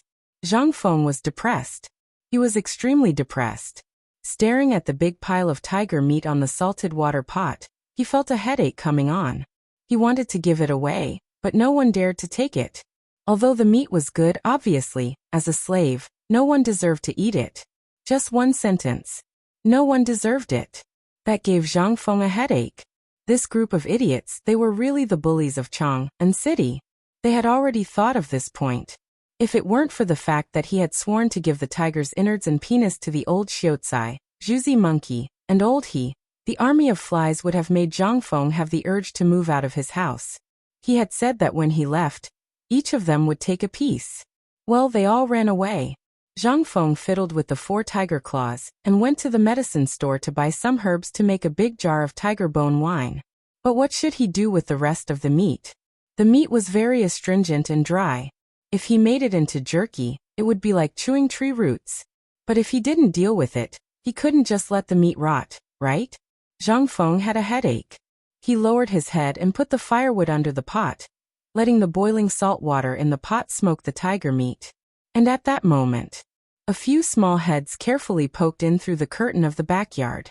It was Guzi and the others. They were looking at the meat on the pot and swallowing their saliva. Guzi, what are you doing? At that moment, the old scholar's angry voice sounded behind them. They were so scared that they wanted to run away. At that moment, Zhang Feng also heard the voice. He hurriedly turned his head and his eyes lit up. Guzi, come here, do you want to eat tiger meat? Just one sentence. Guzi and the others were rooted to the ground. The old scholar glared at Zhang Feng, exasperated at his failure to live up to his expectations. It seems that you really want to spoil them. Zhang Feng chuckled. Isn't it because the meat will spoil if they don't eat it? Come. Old elementary scholar, you came just in time. I just made a big pot of tiger bone soup, and was thinking of sending it over to you. Since you're here, let's have a drink or two. The old elementary scholar sighed and waved his hand. He fished out a bag of snacks from within his robes. He had originally intended to give it to Zhang Feng as thanks for his tiger penis, but now he had given it to these children. Seeing the children timidly snatch the packets of snacks from the old scholar's hands and play around in the small courtyard, the old scholar's eyes couldn't help but reveal a trace of kindness as he looked at the children. He had no children. He didn't even have any relatives. He had lived his entire life in fear, not daring to do anything. The only reason he dared to walk out of the house he had left and onto the streets was because of his courage. On one hand, it was because he was poor and needed to eat. More importantly, he wanted to see this group of children. These children represented vitality. He always felt that a person's house was no different from a grave.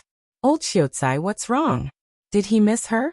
Sometimes I think that since you're so talented and knowledgeable, why don't you teach these children how to read? If that's the case, don't say it again. Before Zhang Feng could finish, the old scholar had already interrupted him. Are you trying to send this old man and this group of children to their deaths? If I really did that, the Imperial College would be the first to come after me. Do you think that knowledge is something that anyone can do? Can anyone teach others? Zhang Feng pursed his lips. Then tell me, among these people, some of them can read a little. Didn't they become apprentices in the neighborhood? Don't tell me you want your stomach full of knowledge to be buried just like that. The old scholar shook his head bitterly. Fengzi, pour me a bowl of wine. Zhang Feng knew the old scholar's current situation. He got up and scooped out a big bowl of bone soup from the pot. He ordered the lackey and the others to wash their hands, and then filled the bowl himself. Then he cut a big piece of cooked tiger meat from the steaming pot, seasoned it, and put it on the small table. After that, he took a jar of 35% low-alcohol wine and poured a bowl for old Xiaotsai. The meat was very fresh and salty. The old scholar ate a piece, curled his lips, and drank the wine. Fengzi, you know my identity.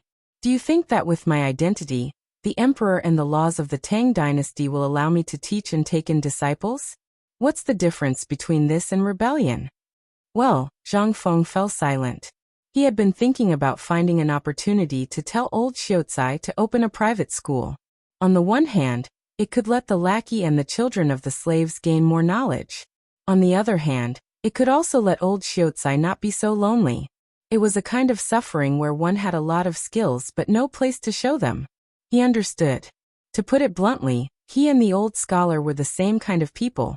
However, he still forgot the laws of this era. Zhang Feng sighed deeply. Just you wait, old scholar.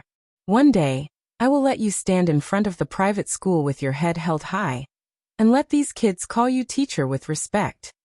How can you leave me out of this matter? Yes, brother Zhang Feng. And us. How about we teach these children too?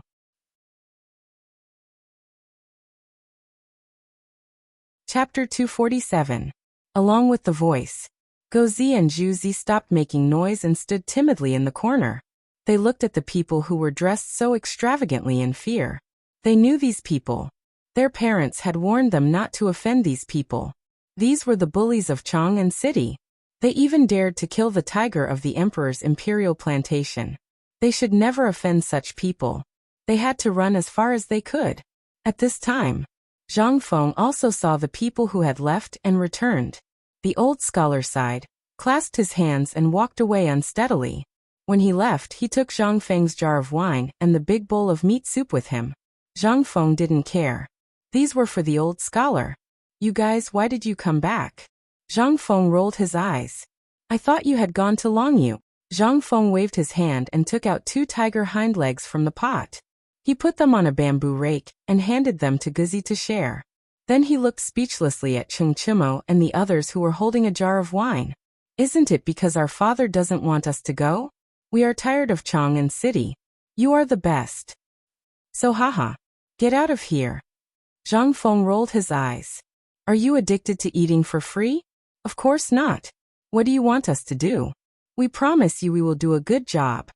Chengchimo said directly. Zhang Feng's eyes were wide open. Do these guys mean they are going to stay here? I can't even drive them away. Zhang Feng didn't believe it and said, Then you go chop firewood for me. I want you to fill up the yard by tonight. Chengchimo looked at Zhang Feng strangely and asked, Are you sure? Yes. Okay. Deal. Chengchimo casually agreed, took a sip of wine, and went out with the wine jug in his arms. Zhang Feng's eyes were wide open. Li Chengqian smiled faintly and said, "Brother Zhangfeng, don't struggle. We came this time because we were chased out by our father and have nowhere to go. Moreover, we were also attracted by your miraculous cooking and drinking skills. So, don't waste your time. Just tell me, what else do you want to do? I guarantee that all of them will satisfy you as soon as possible." Zhang Feng was completely dumbfounded. "What the hell? Okay. You don't leave. You do. Go and fetch water for me, from the ancient well outside the city. Look, all 10 vats in this courtyard are filled to the brim. Before it's too dark." Idiot Wei. Wei Shiyu's face darkened when she heard that. "My name is Wei Yu. Bathroom." Damn this name. Zhang Feng was stunned. He was almost led astray by Wei Shiyu. They went to the front hall. "Clean up the front hall for me. Don't leave a speck of dust." "And you?" Zhang Feng pointed at Li Chengqian. He thought for a while. There was really nothing to do now, but when he saw the meat on the pot, he smiled. "Before the sky turns dark, steam the meat for me. Then cut it into 2 long strips." "Okay." Li Chengqian smiled, cupped his hands, and went to the backyard. Zhang Feng was a little confused. Why wasn't this according to the plot? Damn it. Is there a problem somewhere? Zhang Feng couldn't figure it out, but looking at the setting sun, he took out 2 buckets, scooped the broth from the pot into the buckets, and carried them out of the door. He wanted to distribute the broth and bone broth to the neighbors before the sky turned dark. This was a good thing. He couldn't finish it all by himself. It was better to share it with the neighbors and let them have a taste. Tiger bone broth was a very rare thing even in the Tang dynasty. Today, thanks to the Empress, he would let everyone have a taste of this thing. A ladle of soup was delivered for more than 2 hours. Then, it was filled to the brim with treasures that each family was reluctant to eat. She brought it back for him. But when he came back, he was stunned. In the tavern's hall, all the tables and chairs were replaced with mahogany furniture. Even the counter was replaced with the most popular thing with a baffle that could open and close. This thing even came with a secret drawer. Zhang Feng wanted to buy it, but it cost 300 string of coins. Zhang Feng touched the silver ingot in his arms and decided not to buy it. But now, this thing was placed neatly in the hall with the priceless mahogany tables and chairs. How could Zhang Feng not feel dizzy? What's going on? Did I come to the wrong door? Zhang Feng asked as he looked at Ching Chimo and the others sitting in the hall, each holding a big bowl of tiger bone broth and gnawing on a big lump of meat. When Zhang Feng's voice fell, everyone burst into laughter. "Ha ha ha. Li Gan, you lost, didn't you? Come, bring the money. 10 taels per person. Don't go back on your word." Zhang Feng was speechless. On the other hand, there was not a single speck of dust on the floor, and the plaque above the tavern counter that said "honest to all." He didn't know how Wei Shiyu did it. But looking at the money bags in their hands, Zhang Feng seemed to understand something. This group of bastards had used money to settle all the difficulties he had created for him.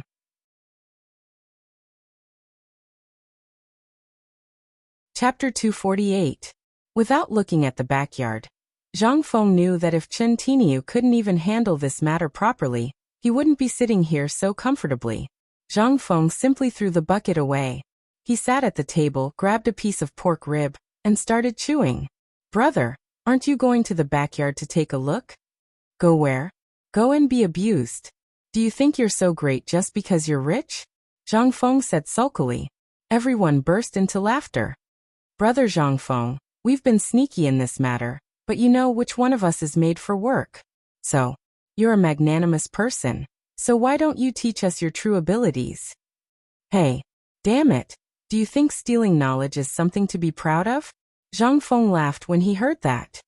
"It's not impossible to teach you, but there's a problem." Everyone's eyes lit up when they heard Zhang Feng say that there was a chance. "Tell us," everyone said in unison.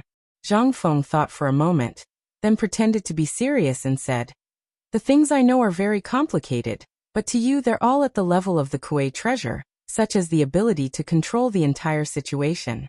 Li Gan, do you want it?" "Yes." Li Chengqian cupped his fists excitedly, and was about to get up to bow to his master, but he was stopped by Zhang Feng with a wave of his hand. Then he said, Du Dabing, you want my knowledge, don't you? Especially the understanding of poetry, literature, Confucianism, and Taoism, right? Indeed. I really can't sleep and eat well because of this. I hope that Brother Zhang Feng can. Wait. Zhang Feng asked again. The three of you, needless to say, are definitely made for martial arts. I have a Peerless martial arts manual here if you don't. This thing, if it's completed, although it won't make you invulnerable on the battlefield, just its ability alone will allow you to complete at least 100 kills in a short 3 years of practice, passing through tens of thousands of troops and taking the enemy's head casually. You don't want such an ability. Yes. Motherf *Ker, stop wasting time. As long as you're willing to teach me, Lao Tzu will even give you his life. The eyes of Cheng Chimo and the others turned red. They clenched their fists so tightly that they made popping sounds. However, at this moment, Zhang Feng smiled slyly. Everyone was so angry that they wanted to beat him up. Zhang Feng placed his hands behind his back and slowly paced around the hall. I'll teach you. That's impossible. Go back first, pick an auspicious day, bring gifts and come to me. Otherwise, I won't teach you. Oh, by the way, let me mention this. Zhang Feng said as he set off another bomb. Wei Yu is agile, suitable for long-distance raids and assassinations. Tai Nyo is suitable for tanks, that is heavy infantry or cavalry. As for Buggy, I have calculated that you are suitable for light cavalry, the kind that can travel thousands of miles alone. What do you think? Yes. F***CK, Brother Zhang Feng, you're a god. You can even calculate that? Come. Brother Zhang Feng, take a look at me. What path is suitable for me? Dugo was so anxious that his eyes turned red. They had never told Zhang Feng about these things, and Cheng Chimo was a reckless man. Thinking about it carefully, this heavy armor was indeed suitable for him to charge around recklessly. Zhang Sunchong was also the same. Riding alone for thousands of miles, his idol was Zhao Zilong, and he was walking on his own path. As for Wei Shuyu, everyone really didn't know what path he was suitable for. But now that they heard it, it seemed to be the case. Du Go and Li Chengqian couldn't sit still anymore. Zhang Feng pretended to be sleepy and rubbed his shoulders as if his whole body was uncomfortable. The stubborn people were so anxious that they hurriedly invited him to sit on a stool. Then they massaged his arms and legs. After a while, Zhang Feng said, Big Pie, if you want to do business, then start with mathematics. I have a field that you have never touched before. If you can learn this, even if you have to manage all the merchants in the world, you will be able to do it with ease. In fact, don't we have a cooperative now? As long as you learn quickly, when the emperor is happy, it won't be a problem to make you the Minister of Works. Minister of Works? Minister of Works before the age of 30? Was it possible? Others might think it was impossible, but for Zhang Feng, based on the ability he had shown before, everyone believed that he could definitely train Du Go. And now it was Li Chengqian's turn. Li Chengqian couldn't help but worry. He didn't know how Zhang Feng would arrange for him, but he was also looking forward to it. To others, he might only talk about one aspect, but what about him? Zhang Feng said that he was suitable for governing. Could it be that he really wants to teach me the secret of controlling the entire situation? Li Chengqian's heart couldn't help but beat wildly. Finally, he understood why his father had sent him to learn more from Zhang Feng. This, just like the plan for Tubo and other countries. Who would have thought of this plan? Who would dare to think this way? And the cooperative now? Who would dare to do this? At this moment, Du Go, Wei Shuyu, and the rest couldn't help but stand up. Their eyes were fixed on Zhang Feng, who was really narrowing his eyes. They wanted to see what he would teach Li Chengqian.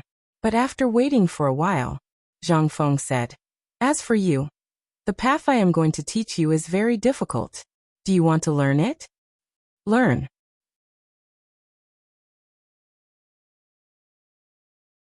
Chapter 249. How could Li Chengqian not learn it? Everyone wanted to learn that ability, right? Moreover, it was rumored to be Mr. Kongming's teacher. Although he knew that Zhang Feng was bragging, it would be crucial for the future of the Tang dynasty if he could learn how to strategize for the neighboring countries. It would even be impossible to expand the territory of the Tang dynasty by more than half. How could Li Chengqian not want to learn it?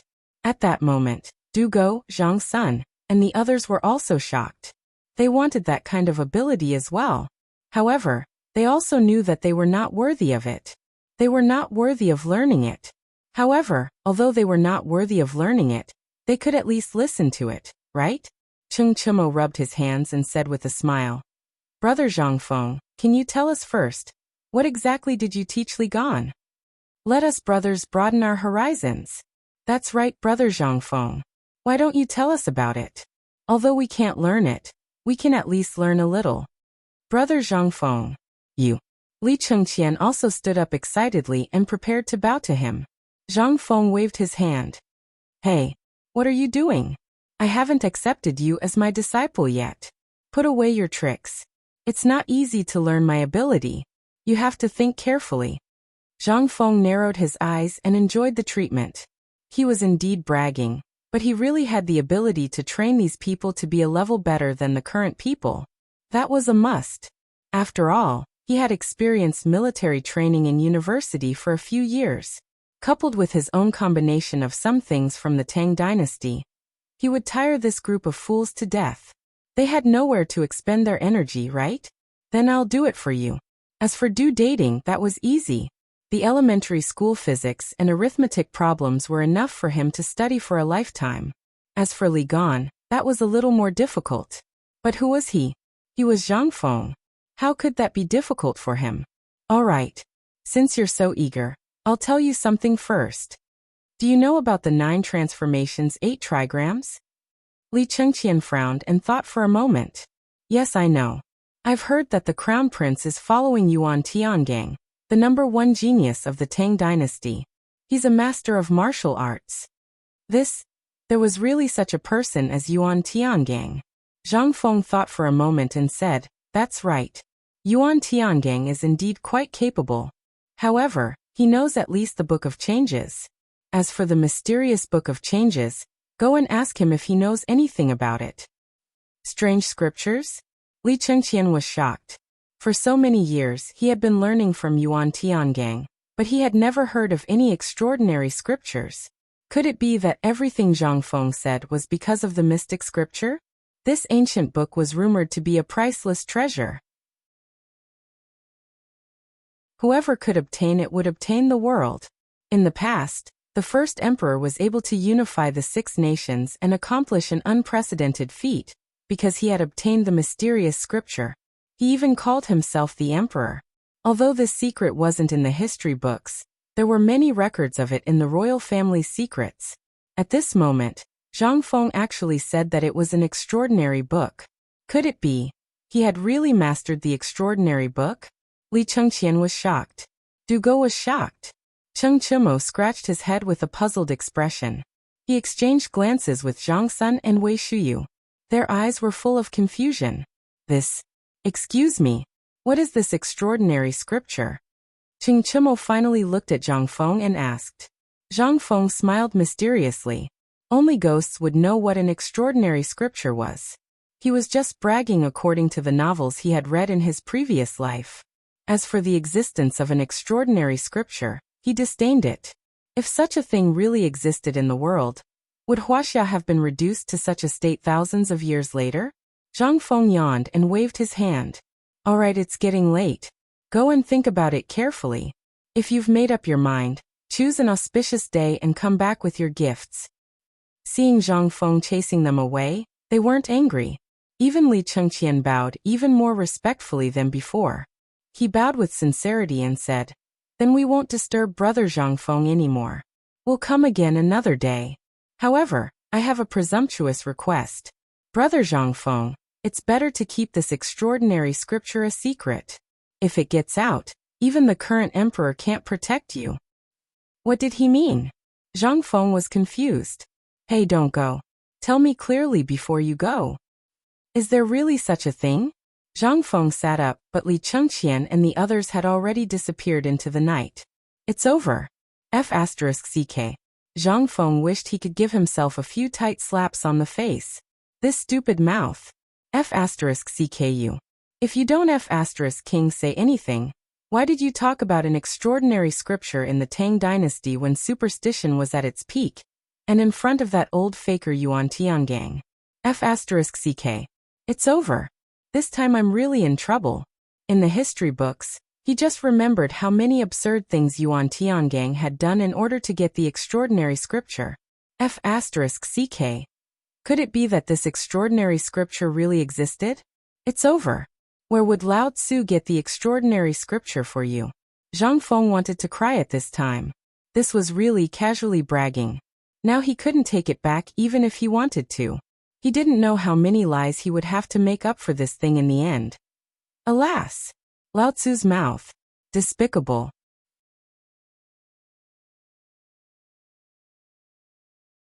Chapter 250. Li Chengqian excitedly rushed back to the Eastern Palace. He didn't even have time to change his clothes before he rushed to Taiji Palace. As soon as he entered, he saw Li Shimin sitting in front of the desk with one hand on his forehead, thinking about something. Li Chengqian quietly dismissed all the palace maids and eunuchs, then personally dismissed all the guards outside the door. Only then did he cautiously walk in front of Li Shimin. Li Shimin was a little confused, but after seeing Li Chengqian's gesture of silence, he patiently waited to see what Li Chengqian wanted to do. He saw Li Chengqian write the words extraordinary scripture on the paper. Li Shimin's eyes involuntarily narrowed. Come with me. Li Shimin's body exploded with an intimidating aura. He stood up and said in a low voice. Then, as if he was still worried, he ordered, Little Gizi. Your servant is here. Without my permission, no one is allowed to enter the imperial study. Violators will be beheaded. I have something to discuss with the crown prince. As you command. After giving his orders, Li Shimin lightly knocked twice on a luminous pearl inlaid on the back of the dragon throne. Then, with a twist, the luminous pearl was knocked out.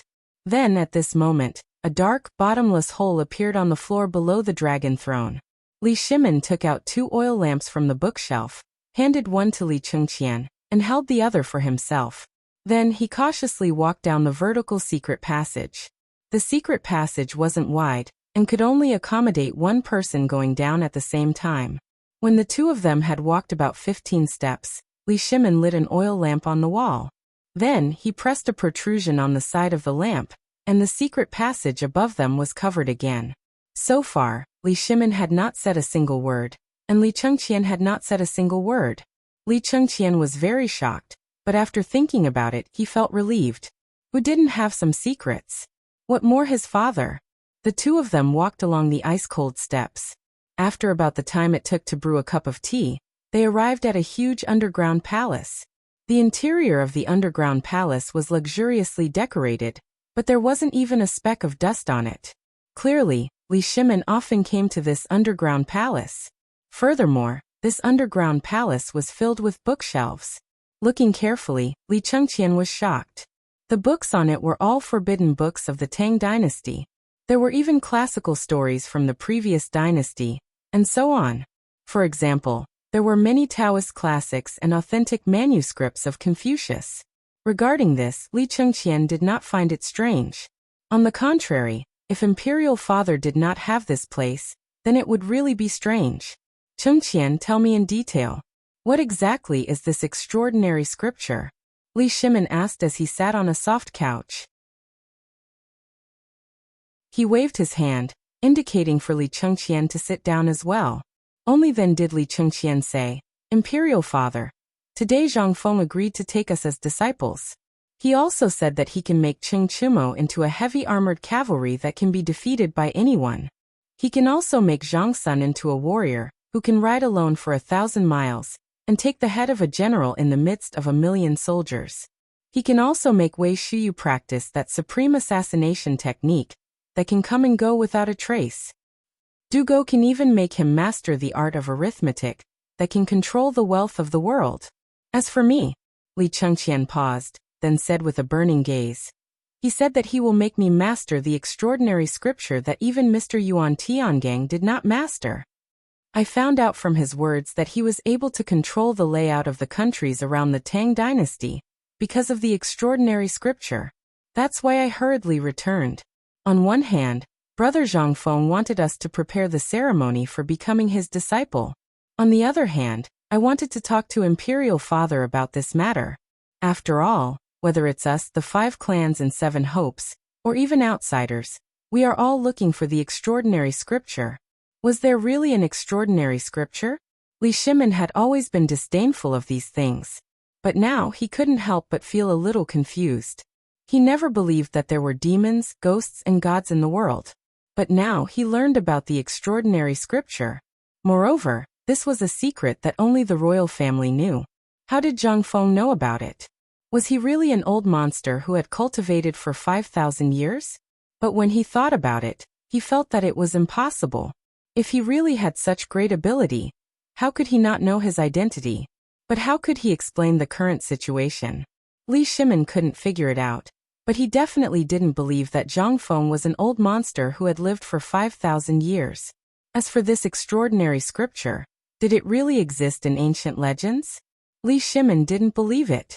But Zhangfeng's ability, from the art of making salt to the strange cooking and brewing methods, and what he said about some of the things that were being implemented in the Tang dynasty, were all things that had never been done before and would never be done in the future. How could these be explained? Li Shimin couldn't figure it out. He couldn't figure it out either. Sigh. Li Shimin couldn't help but feel a headache coming on. He waved his hand and motioned to Li Chengqian. Don't mention this to anyone.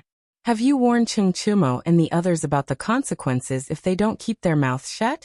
Li Shimin's eyes flashed with killing intent. This killing intent made Li Chengqian feel a deep sense of fear. I've already warned them about this matter. I think they won't dare to be careless in this matter. Li Shimin heard that and breathed a sigh of relief. That's good. We also don't want to commit more killings, but if this matter were to spread, the Great Tang would definitely face a calamity of destruction. Remember, it's better to kill 1,000 by mistake than to let this matter spread. Li Chengqian hurriedly got up. I understand. You may leave. Remember, learn well from Brother Zhangfeng.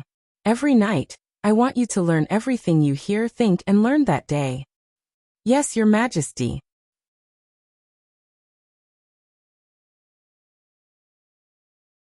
Chapter 251. Qing Mansion. The lights had already illuminated the huge Qing Mansion. As for Cheng Yaojin, he was still sitting in the hall. His calloused hands were twirling the words. There were even tears in Cheng Yaojin's eyes, which were full of vicissitudes of life. He had been in this position for the whole day. Ever since he saw this calligraphy, he had been staring at it in a daze. He was very grateful that the emperor had once ordered him to learn how to read. If he couldn't learn in half a year, he would have to retire and return to his hometown. Although this was the emperor's angry words at that time. But now that she thought about it, she remembered how crazy the emperor was when he saw her painting that didn't resemble her at all.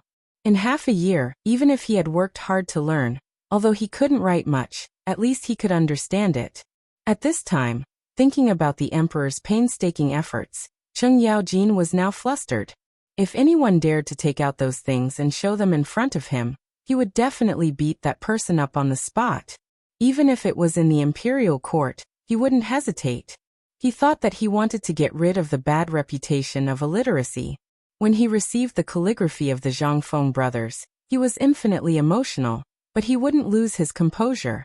But today he was deeply touched by the calligraphy of the Zhangfeng brothers, written by Du Go. The scenes on the battlefield made Cheng Yaojin feel infinitely sad.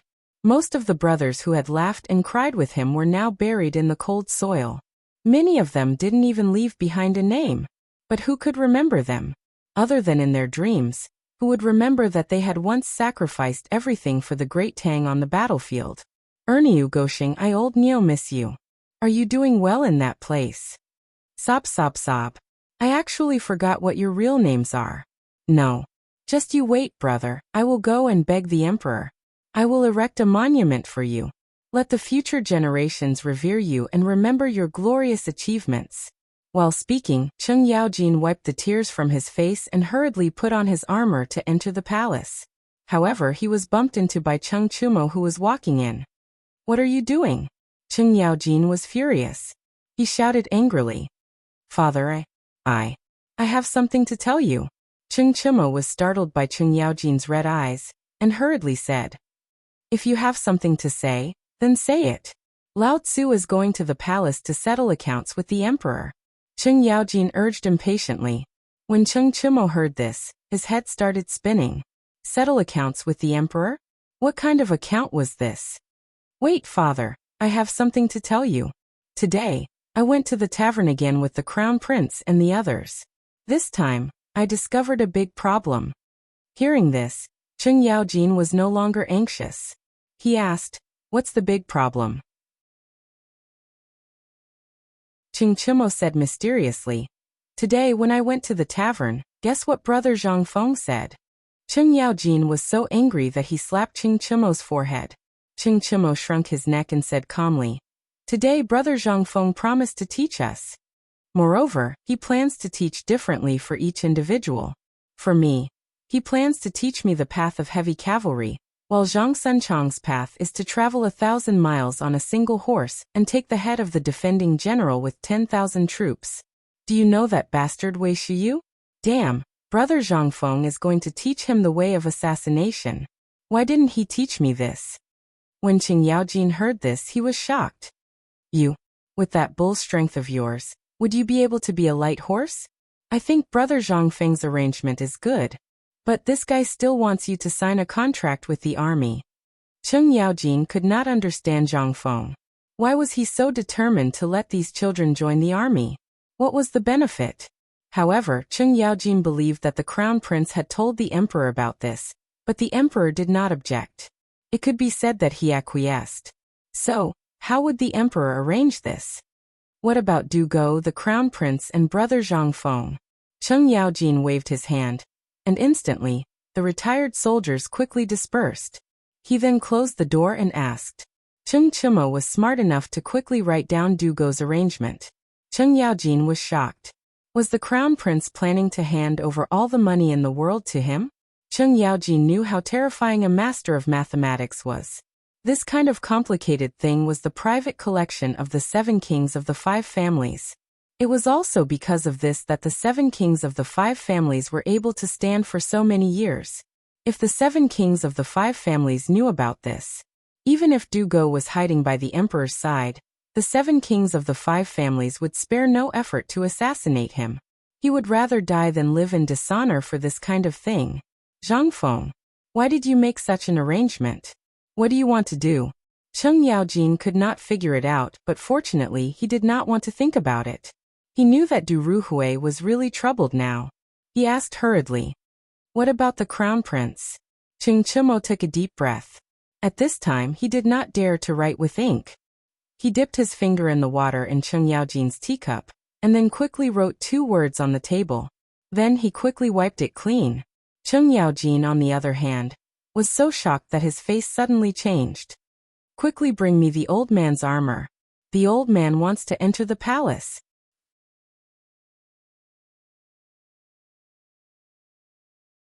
Chapter 252. Imperial Palace. In the study of Taiji Palace. It was already night time. However, Li Shimin seemed to know that Wei Zhang and the others would definitely come to the palace at night, so he was already seated on the dragon throne waiting for them. He had even informed them that if these people wanted to enter the imperial city, they were not allowed to obstruct the tribulation. He had already made up his mind. If these people did not come, he would not hesitate to use an iron-blooded method that he had not used in a long time to let these people know that this matter was very serious. Tonight was destined to be an eventful night. Just as Li Shimin was drinking his 3rd cup of tea, Xiao Gizi hurried over to report. "Reporting to your majesty, Duke Lu, Duke Xiao, Duke Zheng, and the others are outside requesting an audience." "Summon them." Li Shimin finally let go of the last worry in his heart. He did not want to commit any more killings. Especially now. He did not trust many people in the imperial court, and these people were the ones he valued the most. He was very worried that these people would betray him. However, it seemed that he could now take in the Jinwu guards. With a wave of his hand, a person in the shadows hurriedly left. At this moment, a few people dressed in court attire and holding white jade tablets hurriedly entered the imperial study. Cheng Yaojin even put on the armor that he had not worn for a long time. Furthermore, it was the armor that had accompanied Li Shimin for many years. A smile flashed across Li Shimin's lips when he saw this. He waved his hand to indicate that everyone did not need to be so reserved. We are very gratified that my beloved official could come tonight. Come, come, come. Don't be so courteous. This is not the political announcement hall, so relax a little. At this moment, everyone heaved a deep sigh of relief when they saw the smile on Li Shimin's lips. These people were no longer noobs. It could be said that they were a group of old foxes. After seeing Li Shimin's reaction, everyone complied with Li Shimin's wishes and sat down. We are very gratified tonight. Being able to see the few of you, this Shun is really relieved. Previously, when I heard that child Chengqian talk about brother Zhangfeng, we were a bit worried. I also knew that you might come. That's why I've been worried ever since I received the news. What do you think we should do about this? Li Shimin smiled faintly. Everyone stood up again. At this time, although Li Shimin was expressing his loyalty, everyone was not stupid. The more it was like this, the more they had to be careful. Because often at this time, their heads had already been lifted by the emperor. Emperor, we are slow-witted, but we also know that this matter is not something that we can decide. Therefore, when we learned of this matter, we immediately locked up our unfilial sons and rushed to the palace to seek an audience with your majesty. As he spoke, everyone knelt down. Please punish me, your majesty. Regardless of the consequences, if he admitted his guilt now, he could save his life. Sure enough, after Li Shimin heard this, the expression on his face finally relaxed. My beloved subjects, you may all rise. We have already said that this is not the imperial court. This is a place for us old fellows to chat, so there is no need to be reserved. Servants, come. Serve tea. As Li Shimin spoke, he stood up and waited for the palace maids to serve tea. He helped everyone up one by one and handed out cups of tea to everyone. At this time, he waved his hand to dismiss the palace maids and the imperial guards who were secretly guarding every corner of the imperial study. Then he said with a smile, we really don't know what to do about this matter. Official Cheng, tell me about Qimo, Cheng and the others. Should we go? This. Cheng Yaojin's eyelids twitched imperceptibly. Your Majesty, I am slow-witted. I will listen to whatever you say. If that brat of mine makes your Majesty unhappy, I will go back now and bring him to you. Eh, how can you speak like that? When Li Shimin saw that Cheng Yaojin did not accept his words and even said such words, he could only wave his hand to have him sit down. Then he looked at Wei Zheng. Prime Minister Wei, you speak. This matter is giving us a headache. This, Wei Zheng hesitated. Having two outstanding talents in the same family, had already crossed the emperor's reverse scale. However, the emperor pitted Wei Shuyu and sent her to the imperial guards. On one hand, it was to give his family a little income, but more importantly, it was to keep an eye on Wei Shuyu. But now, Brother Zhangfeng had given everyone a difficult problem. Wei Zheng gritted his teeth, got up, and knelt on the ground. Your Majesty, this old subject is slow-witted and unknowingly allowed Shuyu to commit such a crime. This subject is willing to accept the punishment and retire to his hometown. This subject is also willing to retire to his hometown and clear his name. Zhang Sun Wuji and the others also hurriedly knelt and begged for mercy. Li Shimin shook his head. With his hands behind his back, as if he could not see everyone, he said, Wuji, I remember that when we were about the same age as Chong, and the others, we were already famous on the battlefield, right? I remember that at that time. Sigh. We are all old. Your Majesty is in the prime of his life. How can you be old? Forget it, forget it. Li Shimin shook his head and said, everyone get up. This was a decision I made before. After indicating for everyone to get up, Li Shimin sat in the middle of the crowd and said, I think we should respect Brother Zhangfeng's choice on this matter. After all, if we were thick-skinned back then, maybe. But we are all old.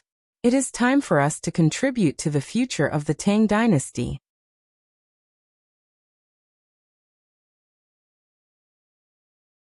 Chapter 253. No one understood the meaning of the emperor's ambiguous words. But at this time, they could only play dumb. Sometimes people died from talking too much. They died from being smart. At this time, Li Shimin was also satisfied. After achieving his goal, Li Shimin could not help but let go of the last bit of fear in his heart. Since that is the case, then I have decided. Since Brother Zhangfeng is willing to teach all his skills to Chengqian and the others, then I will allow it. But when the time comes, I will personally assess how much they have learned from Brother Zhangfeng. If they do not pass, then they will remain the same as they are now. If they have learned well, then I will reward them. But I have a request. Hearing this, everyone was overjoyed and hurriedly expressed their thanks. Li Shimin said again, "Every day, I must receive their learning progress. Then Cheng Yaojin, you and the people of the military department will work together to secretly organize what Zhang Feng has taught for me. As for Dugo Minister Feng, I will have to trouble you. As for Chengqian, I will personally organize it. But there is one thing. I do not wish to hear what Chengqian has learned outside." In the end, Li Shimin still expressed his worries. He believed that these people would understand. If they didn't, they wouldn't be here tonight. They all stood up and knelt on the ground again. "We obey your Majesty's imperial order." "All right, get up. Since it's already so late, don't go back tonight. We haven't drunk together in a long time. How about it? Why don't we have the imperial chef make some mutton soup and pair it with Brother Zhangfeng's good wine?" Without waiting for anyone to object, Li Shimin said with a chuckle, "I know that those little rascals actually sneaked into my yellow forest to hunt a tiger and gave it to Brother Zhangfeng. I also know that the most precious tiger penis was given to an old scholar by that little rascal." Li Shimin seemed to be very angry. It was as if his heart ached. He shook his head and said, "Forget it. Tomorrow we'll go and eat tiger meat. That was good stuff. Let's go together then." What could they say? What did he dare to say? He could only nod his head. They had just walked on the edge of life and death. Right now, everyone's backs were drenched in sweat. How could he dare to say anything else? Now that the emperor was in the midst of comprehending, if anyone dared to speak at this time, they would definitely be done for. Not long after, Hanyang Mo was suddenly carried in by a few palace eunuchs. The spicy pepper, the numbing pepper, and the dogwood powder, which he stole from Zhang Feng, instantly filled the imperial study with a spicy sensation that made one unable to blink. Come, come, come. Li Shimin seemed to have an appetite. He rubbed his hands and beckoned for everyone to sit down. Then he personally opened a jar of wine and served it to everyone. Then he raised his glass and said, "Everyone has worked hard during this period of time. I have long wanted to treat everyone to a drink, but unfortunately, I never had the time. Tonight, let's have a good drink." While speaking, Li Shimin raised his head and drank the wine in one gulp. After drinking a glass of wine, everyone's nerves gradually relaxed. Li Shimin asked slowly, "By the way, Minister Fang, can you tell me what happened to the cooperative in Chang'an recently? Furthermore, I have a bad premonition." Fang Xianling hurriedly put down his glass and was about to stand up, but Li Shimin waved his hand and motioned him to sit down and talk. "Your Majesty, I have noticed that the Chang'an local government's treasury was less than 30 million taels of silver. But now, including the money lent out and the money deposited, the total amount is 10 million taels of gold. This is a considerable amount, so I think that the matter of Guanlong hasn't started yet. But I also found something wrong in the past 2 days. That is, the goods of all the merchants have been hoarding. No one has said that they want to go out of the city. A large number of goods of Zhenla in the treasury have all been sold out. Most of the merchants even borrowed money at the entrance of the government office, and then turned around to buy goods. But there are also a large number of Huzi, Tubo, and Turkic merchants who have come to buy goods. I sent someone to talk to General Yuchi. He didn't find any clues, but the people on the trade route are indeed much less than before. I am investigating this matter, and I believe that there will be definite news tomorrow." Li Shimin heard this. He nodded. As long as the money in the treasury didn't decrease, it meant that everything was normal. As for why these merchants didn't transport goods out, and why they hoarded in Chang'an, Li Shimin didn't worry about it. There was no problem with the trade route. That meant that these merchants were deliberately hoarding goods. It was not up to him to care about it. After thinking about it, Li Shimin didn't think about it anymore. There was no problem with the money, and no bad things had happened to the merchants, which meant that this matter hadn't developed to a bad point for the time being. After all, there were merchants who had the habit of hoarding goods before. Now it was just that there were more goods. After Li Shimin understood this, he didn't think about it anymore. He waved his hand and said, "Okay, let's not think too much. Maybe Brother Zhangfeng is drunk, or he wants us to be on guard against the Guanlong group. As long as we pay attention now, once this matter starts, even if the Guanlong group wants to cause trouble, it's over. Now let's eat and finalize the matter of them worshipping Zhangfeng as their teacher." Okay. And at this moment, when the gong sounded, it was the time of the hour. In a dark room in Chang'an City, an oil lamp was slowly lit by someone. The next moment, a group of luxuriously dressed figures appeared in this room. One of them, a white-haired old man with a veil, glanced at the crowd and asked, "How is it?"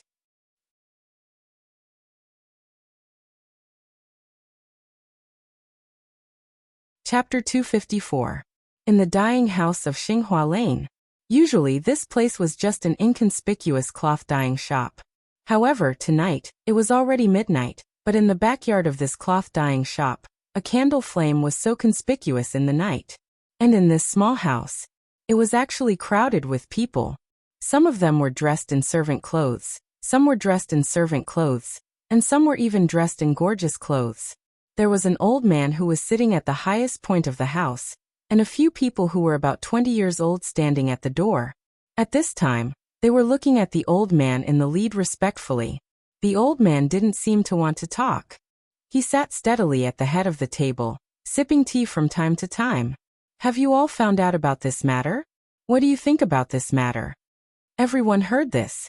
He hurriedly replied, "Your Excellency, we've already dealt with it cleanly. We've already greeted all the merchants who are related to us, and we've settled everything on the trade route. As long as we give the order, all the materials piled up in Chang, and will cause the entire city to fall into chaos. And these businessmen have promised that they will create public opinion at the critical moment." Okay. The old man waved his hand impatiently. "I just want to know if you've dealt with it. I only want the result." "Yes. I've also dealt with it here. We're just waiting for the sir's order." After everyone gave their assurances, the old man put down the teacup and said with a smile, "Good. In that case, let's get started." This time, Li Shimin was still kept in the dark. This is worthy of praise. When I go back, I'll definitely report this to the higher-ups. I will also truthfully report your contributions to the higher-ups. Thank you very much, sir. After saying this, the old man turned an emerald ring in his hand and said coldly, "You want to go against my Guanlong group? Li Shimin, I'm afraid you've forgotten how the Sui dynasty fell. You've probably forgotten how your Li family climbed up, haven't you? Everyone, get ready tonight. Tomorrow, I only want to hear the news of chaos in Chang'an City." Yes. Night fell. It was a restless night. But the night would eventually pass. The night would eventually pass. When the sun shone on Chang'an City again, a strange atmosphere suddenly spread in Chang'an City. A rumor suddenly appeared on the streets of Xinghua Square in Chang'an. Have you heard? These merchants were going to suffer a huge loss this time. I heard that the big countries in the western regions have forbidden our merchants from entering. What? Then what about my goods? I've already put in all my savings. Who isn't? The batch of goods I'm importing from Zhenla is finished. Those are saltwater fish. If we don't deal with this quickly, then what should we do? What else can we do? Isn't this the real thing that the government wants us to buy? Now that they don't want it anymore, we have to go to the authorities. If they can lend us the money, it means that they can definitely handle this matter. Someone in the crowd roared. In an instant, all the merchants flocked to the temporary government office of the Ministry of Works, as if they had found their backbone. And this matter was still fermenting, as if there was a hand stirring the muddy water. Everyone rushed to the direction of the Chang'an city treasury like crazy. There were even some people who were pulling their goods and shouting in the city. They were howling about how the officials were not giving them a good life, and what not. And at this time, urgent reports were also placed on Li Shimon's desk. Urgent document from Longyu Circuit. All the Guanlong Trading Company in Longyu Circuit issued a notice at the same time. From today onwards, all the trading routes will be suspended, and the 5 families and 7 major clans will jointly impose economic sanctions on Chang'an. Urgent report from Chang'an Circuit. Li family of Longxi, one of the 5 families and 7 major clans, today suspends the sale of food to Chang'an. All the branches are banned from trading with Chang'an. Jiannan Circuit, Hebei Circuit, Hunan Circuit, Jiangnan Circuit. The urgent reports made Li Shimon's face completely gloomy. Guanlong Trading Company, are you in such a hurry to suppress me? Do you really think I'm not prepared for your suppression? Li Shimon was angry. If it weren't for Zhang Feng's guidance, he might not have realized the seriousness of this matter until now. But now he was prepared, so he was not in such a hurry to deal with it. With a wave of his hand, Li Shimon shouted, "What's the situation in Chang'an today?" Hearing this, a small yellow door outside the imperial study hurried in, knelt down and said, "Your Majesty, there are a lot of rumors in the room. The officials are dealing with the angry people. Now all the people are at the gate of the Chang'an City Treasury. Lord Feng and Lord Zhangsun have sent people to deal with this matter in person." Good. A strong killing intent burst out of Li Shimon's eyes. He waved his hand and shouted, "Send my order." Wei Zheng, Cheng Yaojin and the others immediately enter the palace and send a message to the Chang'an city garrison. Immediately gather 50,000 soldiers and wait for orders. Yes.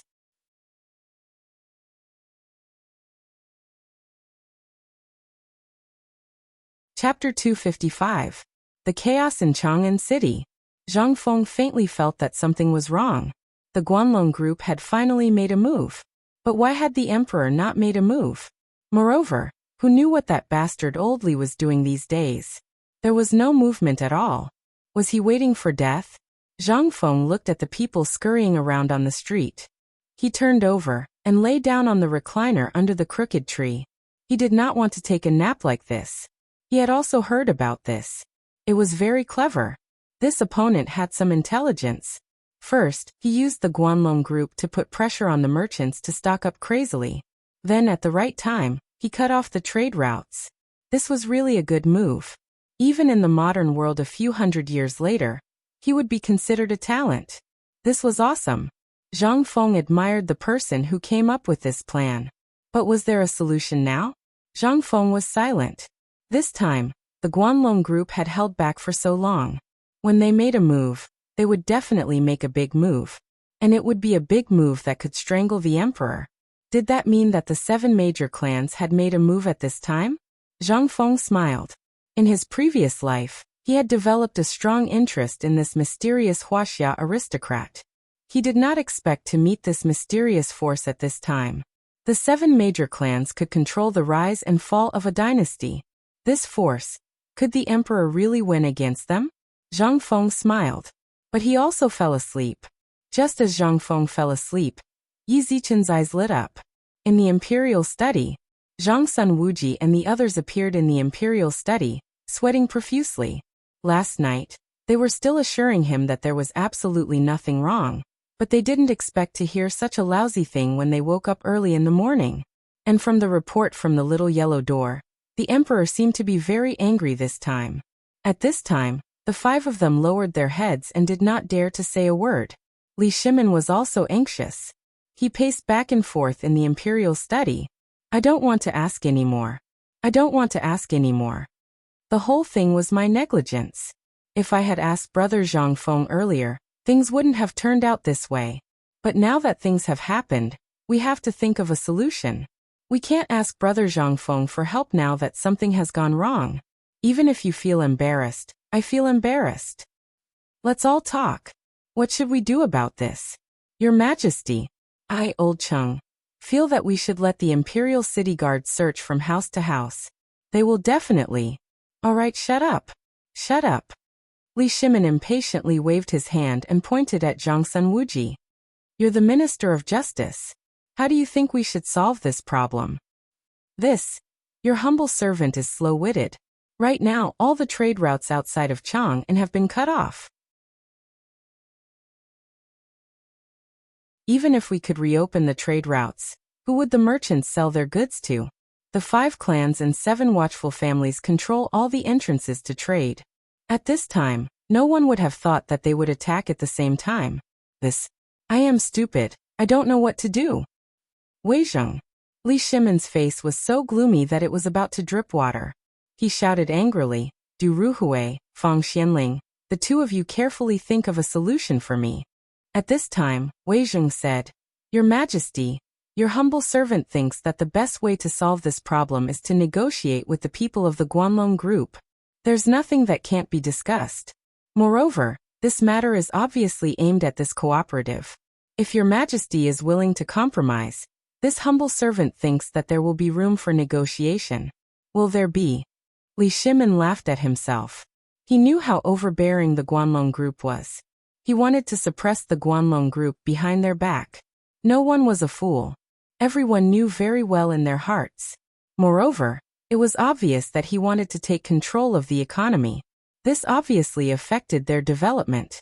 Unless he gave away the rights to this cooperative and she immediately abdicated, he really couldn't think of any other way to solve this problem perfectly.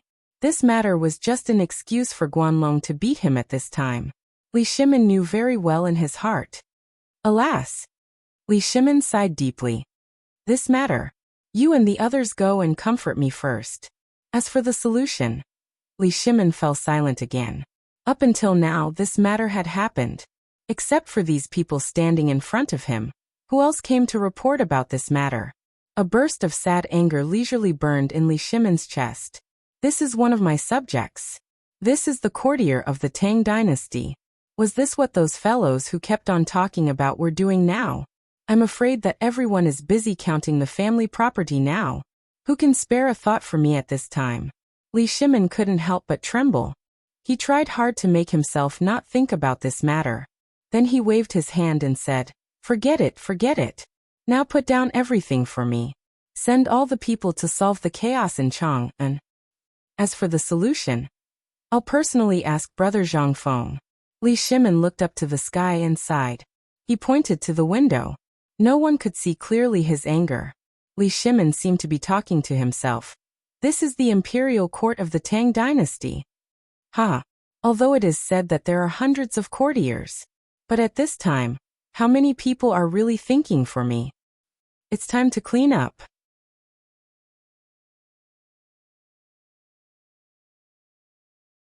Chapter 256.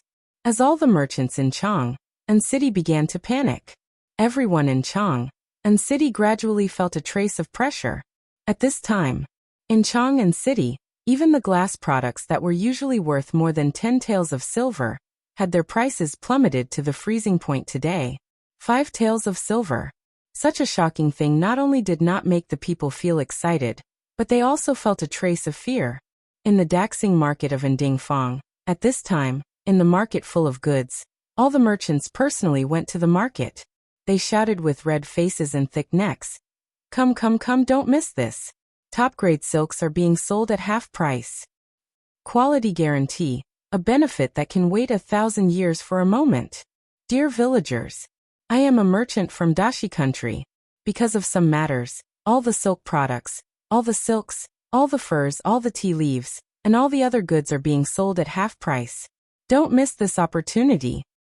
All the goods were originally priced at 1 tael of silver, but now they are sold for 100 copper coins.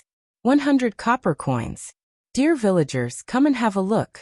And in this regard, all the people were stunned. What the F***ck, what's going on? Mother F***ker. Are these merchants in cahoots? Damn it. Are we buying or not? No. Wait a minute, I keep feeling that something is wrong. There were many onlookers, but there were only a few people who were willing to buy it. It could even be said that everyone clutched their money bags tightly, afraid that the money bags they had just bulged would be directly taken away by these unscrupulous businessmen for some reason. Somewhere, an old man who heard the news from a village outside Chang'an city drove a carriage, frowning as if he was patrolling. With his hands behind his back, He slowly selected the silk products that he once did not dare to look at. Early in the morning, he heard that Chang'an city was in chaos. All the merchants were selling their goods at half price, and there were even some who directly came to sell and give away at half price. How could he let go of such a good thing? Looking at the people in the village, those unmarried girls or young men who were half-grown, every day, they did not have the money to buy clothes to cover their bodies. She couldn't even bear to buy linen clothes. Normally, only the rich could afford to wear these clothes, but now they were cheaper than linen clothes. The old patriarch brought the smart young men of the clan to Chang'an to try their luck. If that was the case, then what harm was there in buying some? The old patriarch paced back and forth in front of every silk stall and compared them with the linen clothing store. Then he picked up a piece of silk cloth and asked in front of a dejected fat man, "Shopkeeper, how much is this cloth?" The fatty was already in despair. The trade route outside was blocked. Moreover, it was someone that even the imperial family could not afford to offend. How could he not be worried? Half a day had passed, but he hadn't sold a single foot of cloth. It seemed as if he would lose everything he had invested in these materials. However, at this very moment, someone actually came to ask about it. All of a sudden, the fatty was energized. Looking at all the pairs of shrewd eyes staring at him, he rolled his eyes, patted his chest and roared, "Sir, you really have a good eye. You've seen this cloth too. It's top-grade silk. You're my first customer today. How about this? If you like it, you can give me a price. On top of the price you gave, I'll give you another piece of cloth. How about that?" This merchant had a good eye. Zhang Feng stood in the crowd and couldn't help but nod. This kind of business was quite similar to the promotion model of the modern era. Although it seemed like he was making a loss, once this news spread, it would be strange if he lost money. As long as he could suppress the situation later, he wouldn't lose much from the 5 carts of silk cloth today. Just as Zhang Feng was pondering what the fatty was going to do, the old patriarch narrowed his eyes. The old man narrowed his eyes and tightly gripped the brown silk cloth in his hand. He asked, "Really?" The fatty patted his chest and said, "Don't worry, sir. I'm a proper merchant, and a who at that. I'm in a hurry to return to Dashi, so I'll keep my word on these materials." "Really? Little brother? Is what you said true? We only need to name a price for these pieces of cloth." "Little brother, don't you think you're right?" All the onlookers were aghast. They hurriedly stepped forward and grabbed a piece of cloth, shouting with red eyes. The fatty wiped the sweat from his forehead and said, "Everyone, I'm sure you all know the price of these materials. However, because that unscrupulous Guanlong Corporation is wantonly suppressing us, we can't do anything about it. So in order to not lose too much, we've lowered the price to the lowest. But don't worry. I've said before that these materials were originally worth more than 100 taels. But now they only cost 10 taels." Hearing this, everyone was disappointed. Even the old patriarch had a look of deep disappointment in his eyes at this moment. The fat man's eyes swept across everyone's faces before he said, "Old man, this is my first time meeting you. You're my first customer. I'm a man of my word. Just name a price. We'll definitely give you these 2 bolts of cloth." "Really? I'll keep my word." Then, the old man stretched out 3 trembling fingers and said, 50 taels?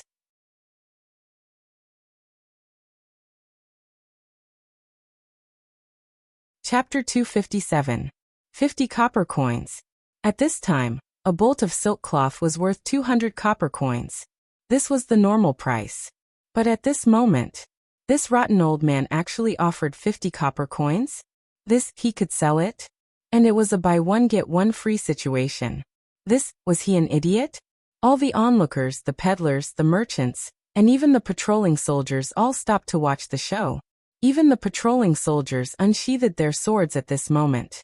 As long as this fellow dared to deny his previous words, they dared to swarm up and take this troublemaker to jail, letting him have a taste of what it was like to lie. Moreover, their families were lacking in food and clothing. If they could really buy a bolt of cloth at this price, then they would go and snatch one. Zhang Feng glanced at him with interest before leaving. The situation here was basically settled. The merchant was bound to make a killing. At this moment, in the crowd, The officials from the Bureau of Works and Bureau of Punishments were anxiously waiting for the merchant to give a reasonable answer. But at this moment, that fatty unexpectedly agreed. "Old sir, you are my first customer today. Then as the first customer, the rules of my Abbasid Caliphate are that we will pay whatever you say. Then 50 copper coins. You hand over the money and I hand over the goods, and these 2 bolts of cloth are yours." Really? The old tribal chief was also rather surprised. And it was a shock. He had never intended to buy the cloth with this amount of money, but now? He had actually agreed. "I'm sure." The fatty stood on the carriage once more, raising a bolt of cloth and roaring. "We merchants value our reputation the most. Every mouthful of saliva is a nail in the nail. Since I've agreed, I'll do as I say." Everyone's eyes turned red. When they saw the old sir hand over 50 copper coins to the fatty, choose 2 bolts of cloth from the fatty's carriage, and happily leave, everyone exploded and swarmed forward. "Boss, I want 10 bolts of cloth. I want 3 bolts. Me too. Me too." Everyone began to scramble for the cloth, and the fatty heaved a sigh of relief. Looking at the frenzied crowd, he revealed his yellow teeth. "Everyone, don't be anxious. Don't be anxious. Listen to me." He didn't take the money. Instead, he slowly said, "This time, it's all because of those damned Guanlong nobles. I don't know what's gotten into them, but they sealed off all the trade routes. Our goods can't be shipped out. And you also know that we came all the way to the Tang dynasty just to make a living. But unfortunately, we encountered such a situation, so we had no choice but to do this." "Fatty, what do you mean?" The people in the crowd were furious. No one was a fool. When they heard this, everyone instantly came to a realization. Could it be that this bastard wanted to revert to the original price? "Fatty, this is the Tang dynasty. If you dare to cheat, I'll let you have a taste of my Chang'an local government." The patrolling soldiers in the crowd were angry.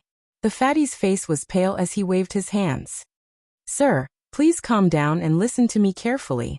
Businessmen, especially foreign businessmen, were subject to strict laws in the Tang dynasty. If they encountered those who cheated or wanted to steal, they would be thrown into prison and expelled from the Tang dynasty. They would never be allowed to step into the Tang dynasty again. This was the attitude of the Tang dynasty towards foreigners. How could the fatty not be anxious at this time? He hurriedly explained, "This time it's our fault. I didn't make it clear before. I just said that this old man is our first customer. Everyone heard that, right? So for this matter, for the first customer, we will usually satisfy his request. But for the later ones, it's not so bad." Under the angry eyes of the crowd, the fatty hurriedly said, "But the price is still 200 coins per bolt. On this basis, we'll give you a bolt of cloth. It's 100 coins per bolt. Of course, if you want to buy a bolt of cloth, we'll charge 90 coins. That's fine." Hearing this, the crowd could not help but frown and slowly calculate. Most of the people left angrily, but there were still some people who were counting on their fingers, calculating something. In the end, someone made a move. 90 coins, and he really bought a bolt of cloth. This time, the people who were still hesitating finally could not help but make a move. They all made a move. On the other side, all the onlooking businessmen frowned thoughtfully and calculated. Some people even followed the fatty's method. Sure enough, in this way, the things that no one was interested in were instantly sold out. Even the patrolling soldiers could not help but rush forward to buy. The figures of the Ministry of Works were hidden in the crowd. From time to time, they would record something in the small notebook in their arms. On the other side, there was no such good thing. This kind of thing only happened among the barbarian businessmen and foreign businessmen, who were anxious not to get involved in the internal strife of the Tang dynasty. But the local businessmen of Chang'an were miserable. They did not have any rare goods in their hands. For the foreign businessmen, this was at most a small profit, but not a big loss. But for the businessmen of the Tang dynasty, this was a disaster. At this time in the Chang'an local government, the high pile of complaints made the county magistrate's head ache. When had he ever seen such a thing? At this time, in the back hall of the county government, the county magistrate, Zhu Dashan, was sweating and pacing back and forth in the room. Beside him, the advisor with a goatee, who was as thin as a monkey, was half squinting and sitting motionless on the chair. If it were not for his beard that moved from time to time, everyone would think that he was asleep. At this time, a yamen runner rushed into the back hall and reported, "Sir, something happened to Sir." Hearing this, Zhu Dashan and the advisor's eyes twitched. They asked in unison, "What happened?" "The Ministry of Works is here."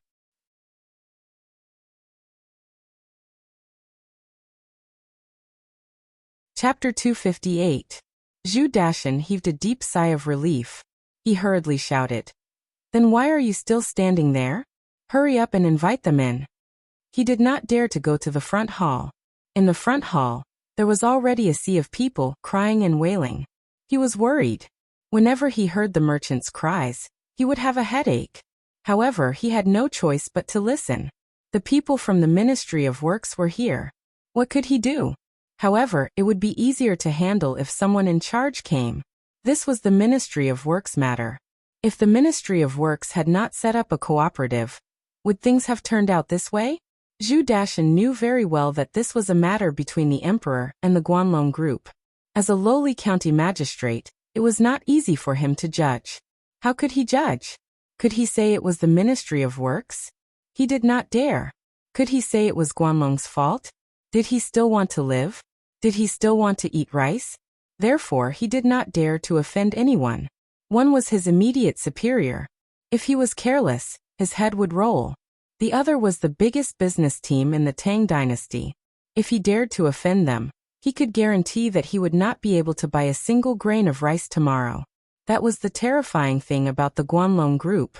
Just as Zhu Dashan was letting his imagination run wild, the people from the Ministry of Works came in. Zhu Dashan and his private advisor forced an ugly smile when they saw the person. They bowed and said, "Lord Sun, you're finally here." The person who came was a minor supervisor from the Ministry of Works. However, even a minor supervisor like him could not compare to his position as a county magistrate. That was because the supervisor worked in the palace, while he was just a minor county magistrate.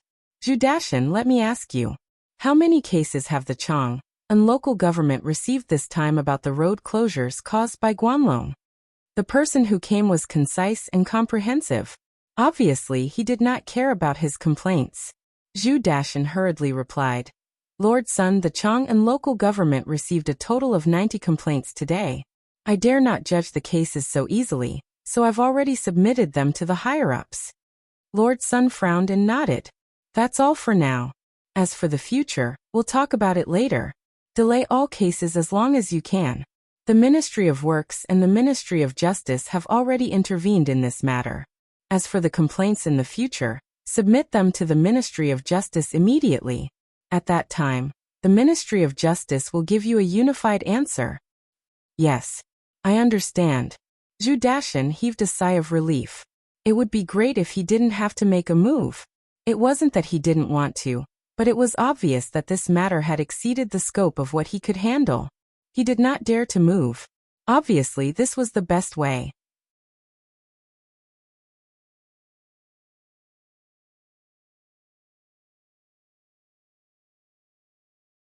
Chapter 259. On the streets of Chang'an, Li Shimin sat in an ordinary sedan chair. Through the curtains, he looked at the goods piled up like mountains outside. His head hurt again. This time, he did not ask anyone to accompany him. It was just him, a carriage, and a group of guards. It was that simple. This way, he could see the real Chang'an city. When he had time, he wanted to walk around Chang'an city alone and talk about it with Zhang Feng. But he could not do it. He was the emperor of the Tang dynasty. If he did not do something right, he would be impeached by all the civil and military officials in the imperial court. It was the same this time. Li Shimin waited for a day and a night. Not a single official came up with a good idea because of this matter. Instead, during the morning court session, he met many who came to complain. They came to impeach the Ministry of Works and himself. These were his officials. Li Shimin felt a wave of sadness. A wave of deep sadness. This was his imperial court. When there was nothing going on, everyone was a good official. But once something happened to the Tang dynasty, a large group of people would come to impeach someone. Sometimes Li Shimin wanted to directly confront Zhang Feng and ask him to reorganize the imperial college.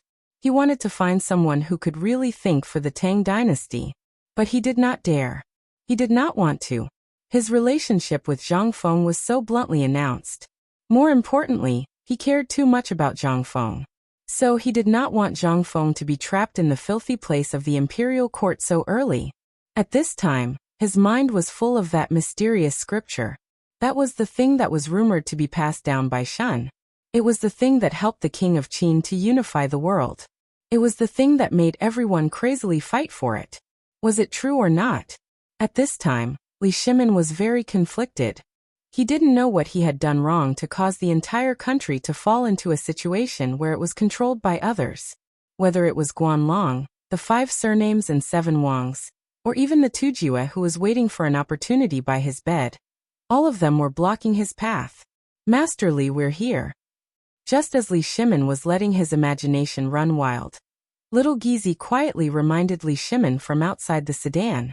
Li Shimin took a deep breath and looked at the familiar yet strange Tonghui Square, which was also the market where Zhang Feng lived.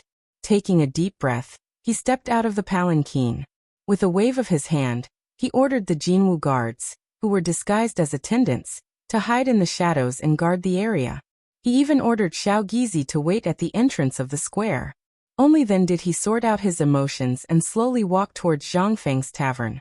Just as he turned 3 alleys, he saw Zhang Feng with his hands clasped behind his back, kicking a broken tile as he walked back. Brother Zhang Feng. You're going out? Li Shimin was surprised. He could clearly see that Zhang Feng was thinking about something. When Zhang Feng saw Li Shimin, he was also stunned. The foot that he kicked out slipped, and he instantly stumbled and fell to the ground. Seeing this, Li Shimin hurried forward to help him up.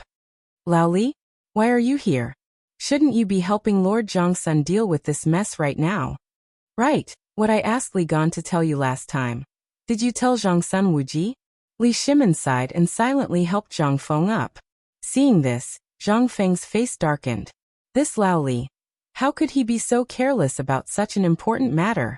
Zhang Feng's face also changed slightly. Follow me into the house. Zhang Feng did not waste any more words. The current situation did not allow him to waste any more words. After entering the tavern, Zhang Feng did not take any wine, nor did he go to the kitchen as usual. Instead, he took a bag of tiger jerky wrapped in oil paper from the counter and poured a cup of tea for Li Shimin. Then he asked, Lao Li, tell me the truth. How much of this matter did you participate in? If it's not much, then just treat it as spending money to avoid disaster. Don't get too used to it. Brother Zhang Feng. Li Shimin sighed and said, last time you asked Qianer, that bastard, to pass the message to me. I also heard him tell me the truth. However, I may have been blinded by lard. I didn't take Guanlong's matter to heart. After all, it was the emperor's matter. How could we, the common people, get involved? However, I did not expect Guanlong's grandson to be so vicious. He directly cut off all the trade routes. Now even if I wanted to ignore it, I have no choice. I directly bet all my wealth from the treasury on Jinla's seafood. Originally, I wanted to get you some of that arm-length prawn thing you mentioned. But now, it's a little inauspicious, so today, I did not bring. Zhang Feng pulled a handful of hair, his face full of worry. Tell me the truth, how much seafood did you get from Jinla? Almost all my wealth. Zhang Feng was a little dizzy. This fool. Don't you know that a cunning rabbit has 3 burrows? Are you still king businessman? Don't you know this kind of thing? I've tried so hard to persuade you so much, but you've turned a deaf ear to my advice. Zhang Feng was speechless. He rubbed his temples, feeling a headache. Fine. Lao Li, I can't help you this time. I already told you to send your precious son to the military camp to seek refuge. I asked Lord Zhongsun to pass a message to divert everyone's attention to the war at the border, but you didn't listen. Now you didn't prepare anything and they blocked the door for you. Now I can't do anything.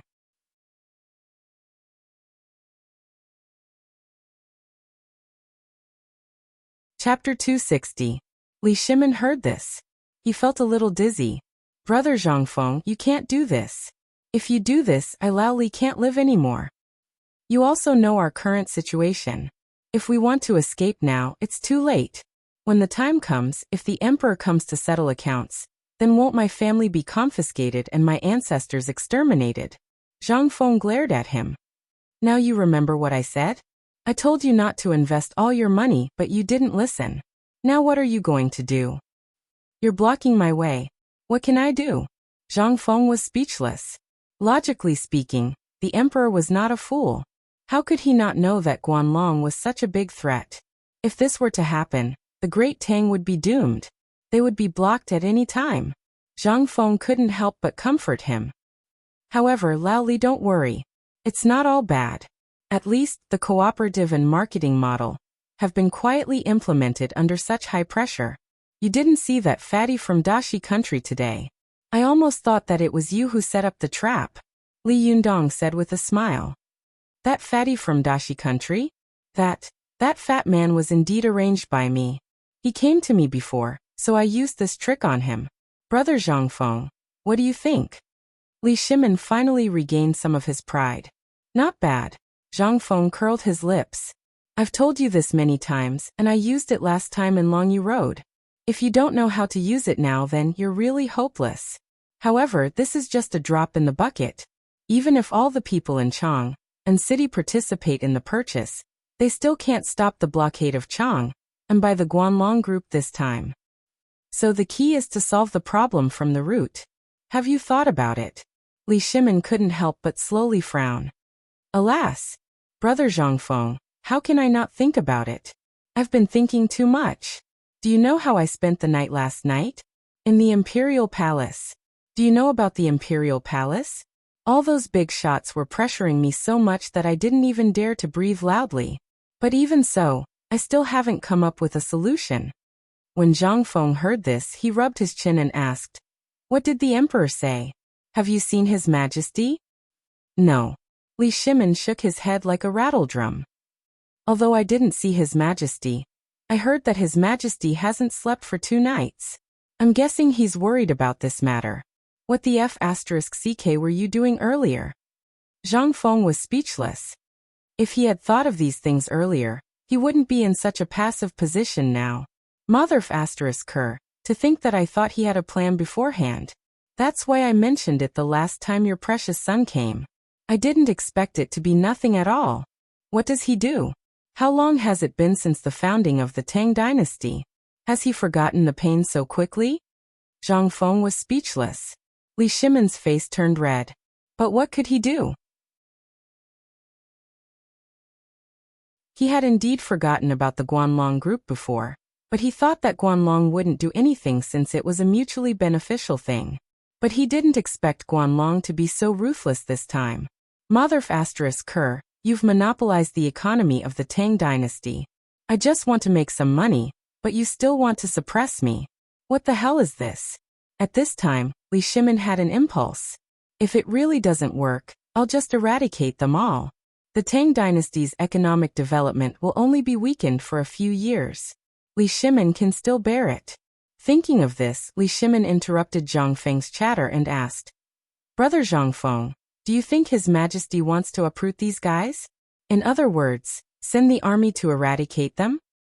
No. Zhang Feng waved his hand. As long as His Majesty isn't a fool, he won't do such a stupid thing. Think about it.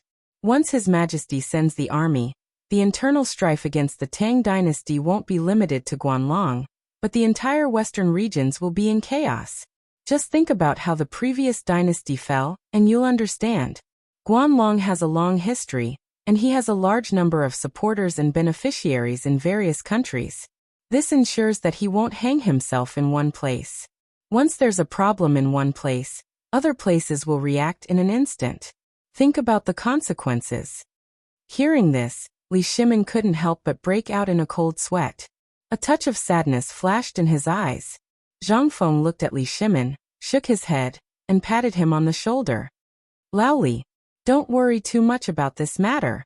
His Majesty knows what he's doing. Otherwise, why would I call him the Emperor of all ages? Then, Brother Zhang Feng, if it were you, what would you do? How would you solve this dilemma? Basically, Chang'an city and all the important economic areas of the Tang dynasty are basically paralyzed at the same time. If the problem isn't solved in a short time, what awaits the Tang dynasty won't just be my business, but the entire Tang dynasty's economic decline. I really don't want to see this.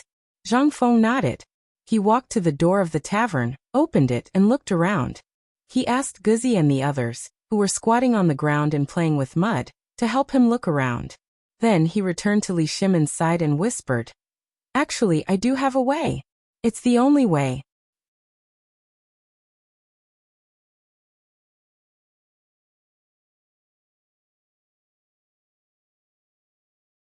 If he had prepared for this matter, how could the current situation have happened? Perhaps this was what they meant by extreme joy begets sorrow. Hearing this, Zhang Feng paced back and forth in the room with his hands behind his back. The current situation was a dilemma for the Tang dynasty. Zhang Feng's expression suddenly changed. Could it be that because of his appearance, everything in the Tang dynasty had developed steadily in a short period of time, and then the normal trajectory of history had deviated from the original? And then there was a chain reaction? But that couldn't be right. Even if he appeared, he just sped up the world by a small step, and everything he did was just a small step. Only this cooperative was a big move. Was it because of this that everything in the world was in chaos? The Guanlong group took action, and the hidden behemoths behind me would also show their ferocious fangs at this moment. At that time, with the cooperation of these two behemoths, what would happen to the Tang dynasty? Zhang Feng didn't dare to think about it. Part of all this must be because of the cooperative, and the bigger reason might be that in this world, the traditional model could make the world change? Since it was going to change, Zhang Feng clenched his fists. Looking at the sunlight outside the window, he roared in his heart. Since it's going to change, then the rule of Zhenguan will start from this time to fight against Guanlong. Turning around, Zhang Feng said to Li Shimon with a serious look, "This time, we're going to open up a new trade route and take away the prestige and industries of Guanlong and the 5 families. Do you dare to do it? If you do, I think the current emperor will like it very much. At that time, you'll either fail on the verge of success and become a scapegoat, or you'll become a supreme scholar in one fell swoop. Do you dare to do it? Open up a new trade route?" This, over the past thousands of years, all the businesses had been built slowly over time. If this was really a new business, then this, Li Shimon didn't dare to think about it. However, when he thought about everything controlled by the Guanlong group and the 5 families, he couldn't help but ask, "What is the new trade route you mentioned?" Zhang Feng didn't answer him, but said, "I remember that outside Chang'an city, there are 8 rivers, right?"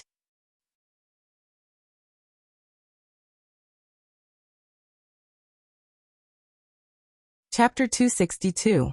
8 Rivers Circle? How could Li Shimon not know about these 8 rivers? These 8 rivers were Wei, Jing, Feng, Watershed, Bai, and Ba. However, these 8 rivers were basically blocked by silt. In addition, in recent years, the imperial court did not pay attention to these 8 rivers for the Tang dynasty. Therefore, these rivers were basically stranded. However, why would Zhang Feng suddenly say this at this time? Could it be that he wants to use these 8 rivers to change the siege? This doesn't seem to be possible. Li Shimon could not help but ask tentatively, "Brother Zhang Feng, do you mean to use these 8 rivers as a breakthrough point, and then bypass the Guanlong group's blockade? This plan is good, but have you thought about these years, these rivers?" Before Li Shimon could finish, Zhang Feng interrupted him. "I know all these things, but have you thought about it? Is there any place in the world that can compare to Chang'an city? Only Chang'an has such a favorable geographical location. But why not take advantage of this convenient route given by the heavens, and use the dry road instead? Now that there are dry roads, you can go and take a look. There are people from the Guanlong group everywhere. Everyone underestimated these 8 rivers. Even the Guanlong group did not expect that in their perfect plan, this would be their biggest failure." Li Shimon was finally shocked. 8 rivers, yes. He had been to countless places. Where else could he encounter the geographical advantage of the 8 waters raising city? No. This was also the biggest reason why they chose to build the capital here. The timing, location, and people were all right. On the top, there was the Yellow Desert, which could stop the Turks. There was also the Qinling Mountains, which formed a natural barrier. On the left, there was the endless plain which could be rushed. There was even the Yellow River, which made transportation more convenient. However, everyone had forgotten the natural advantage of being at their doorstep during the successive years of war. The 8 waters. 9 was the pinnacle, and the imperial city was located here. This was also the biggest reason why this location was chosen. Everyone only felt that this geographical advantage was blessed by the heavens, but they forgot one point, and that was to make use of it. With Zhang Feng's slight explanation, Li Shimin instantly understood. He hurriedly clasped his fist and said, "Thank you, Brother Zhang Feng. I understand now. You mean to let people clear all the silt in the rivers as soon as possible, and then use the 8 rivers to solve the current siege? Right. You've finally figured it out." Zhang Feng nodded approvingly. "This time you finally understand. This is the only way out for Chang'an. I really don't know why His Majesty won't make use of such an advantage. His Majesty is really..." Li Shimin's eyelids twitched. He hurriedly said again, "Well, I won't disturb you anymore. I'll go back and report this matter to my superiors. Sorry to bother you today, Brother Zhang Feng. See you next time." As he spoke, Li Shimin took out a brand new banknote, put it on the table, and then left in a hurry. Zhang Feng curiously took the banknote, which looked like a banknote but was slightly bigger than a banknote, put it under his nose, and took a deep breath. The memory of my previous life is still too little after all. On the other side, Chang'an City was in a mess. Especially those who had bought seafood from the Chang'an City treasury, they were even more anxious now. The weather in Chang'an City was hotter than anywhere else. In addition, in the past 2 days, the sudden rumor of road closures in Chang'an City made the merchants even more flustered. At this time, hundreds of merchants were either squatting, standing, or lying at the entrance of the treasury, wailing in grief. At the entrance of the treasury, the officials of the treasury were also struggling to deal with the crowd. "I can't live like this anymore. I spent a few thousand taels of silver to buy these things that your treasury guaranteed. Dozens of pounds have died today, and we haven't even left Chang'an City yet. Oh my God. Open your eyes. Your Excellency. You were the one who said that if there was a problem, your treasury would take responsibility. What do you say now? Our things can't even leave Chang'an City. How are we going to get these things?" Everyone. We are all aware of everyone's difficulties. But we have just informed the higher-ups about this matter. It is said that a special person from Zhenla is on his way here. Before the closure is lifted, he will help you raise these marine fish. Don't worry, all of you. An official's face darkened as he shouted, but the crowd became even angrier. T. If you are willing to solve it, that's good. We will return the goods. Once the road is lifted, we will come back to buy more, okay? We can't afford to lose this kind of consumption. Your Excellency, please do us a favor. It has only been half a day today, and almost 300 pounds of my fish have died. If they continue to die, my goods will really lose everything. Your Excellency. At this time, all the officials were furious. How could they return these things? One of the officials could not help but roar. Don't worry, everyone. I'm Zhao Er, the steward of the Chang'an local government treasury. You just have to wait a little longer. After today, everything will be fine. Trust me. I'll use my head as a guarantee. If this matter hasn't been resolved by tomorrow morning, I'll give my head to you.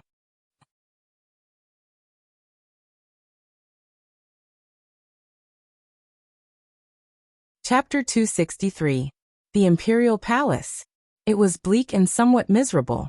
In the huge imperial palace, the sun was like a big stove, crazily heating up the imperial city. The people in the city seemed to have lost their souls, listlessly carrying out the things in their hands.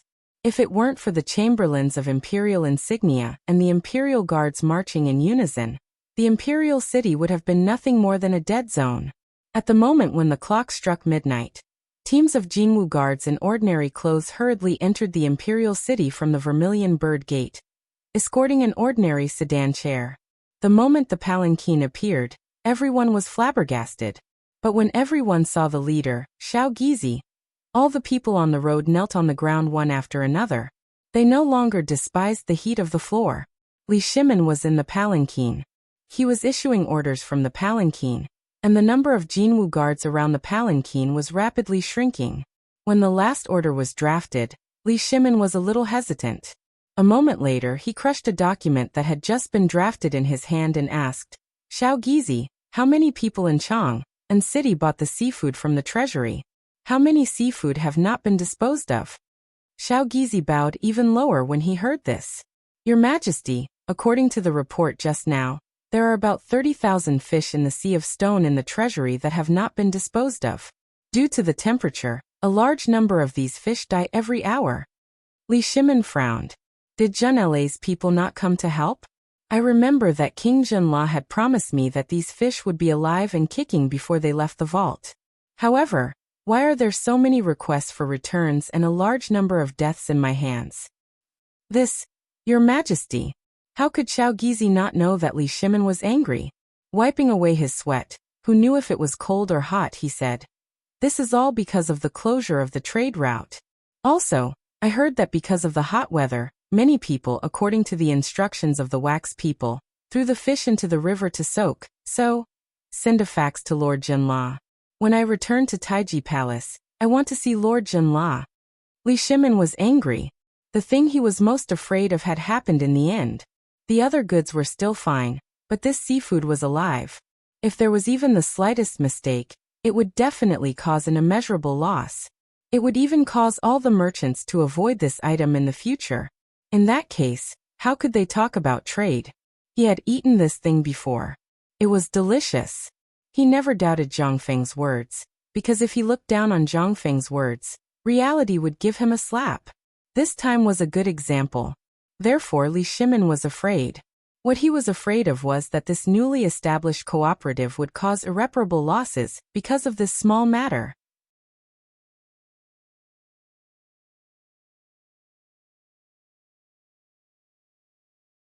I don't need anything, just 10 carriages of poisonous salt.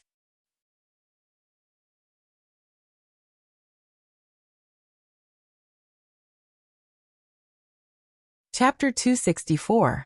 Li Shimin didn't understand the principle behind it. But if Zhang Feng was here, he would definitely know. The poisonous salt was the crystallization of seawater after it dried up naturally.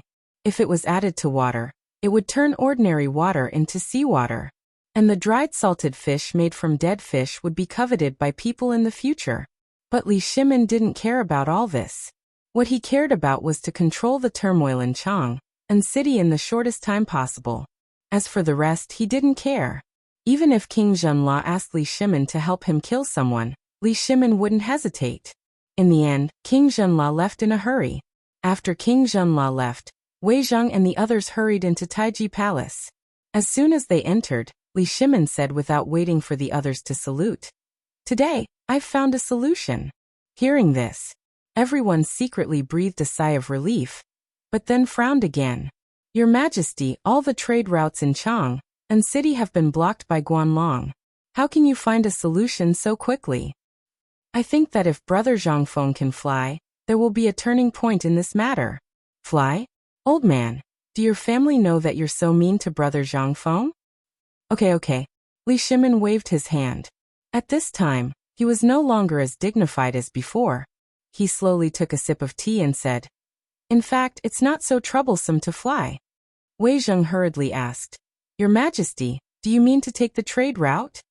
Does Your Majesty want to use the Imperial City Guards? Do you want to force open a road? Hearing this, everyone was aghast. This was tantamount to starting a war. If we really start a war with Guanlong, wouldn't we? Everyone's face couldn't help but turn pale at this moment, especially after looking at Li Shimin's expression that everything was under his control. Everyone became even more anxious.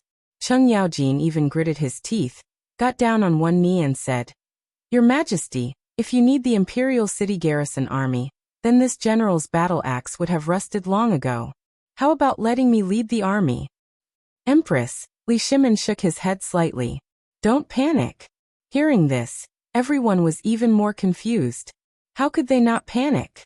He was about to shed all pretense of cordiality with Guanlong. Li Shimin looked at everyone's genuine anxiety and couldn't help but feel the last trace of warmth. In this cold imperial court, at least there are some people who are truly thinking for me and the Tang dynasty. Zhen. Li Shimin sounded a little excited. He slowly stood up. When Li Shimin opened his mouth, everyone hurriedly looked at Li Shimin. We were just as anxious as all of you before, perhaps even less indifferent than all of you. But only now do we truly understand that we are not the only ones in this icy imperial court, but all of you. Zhen is very happy. Hearing this, everyone was even more confused.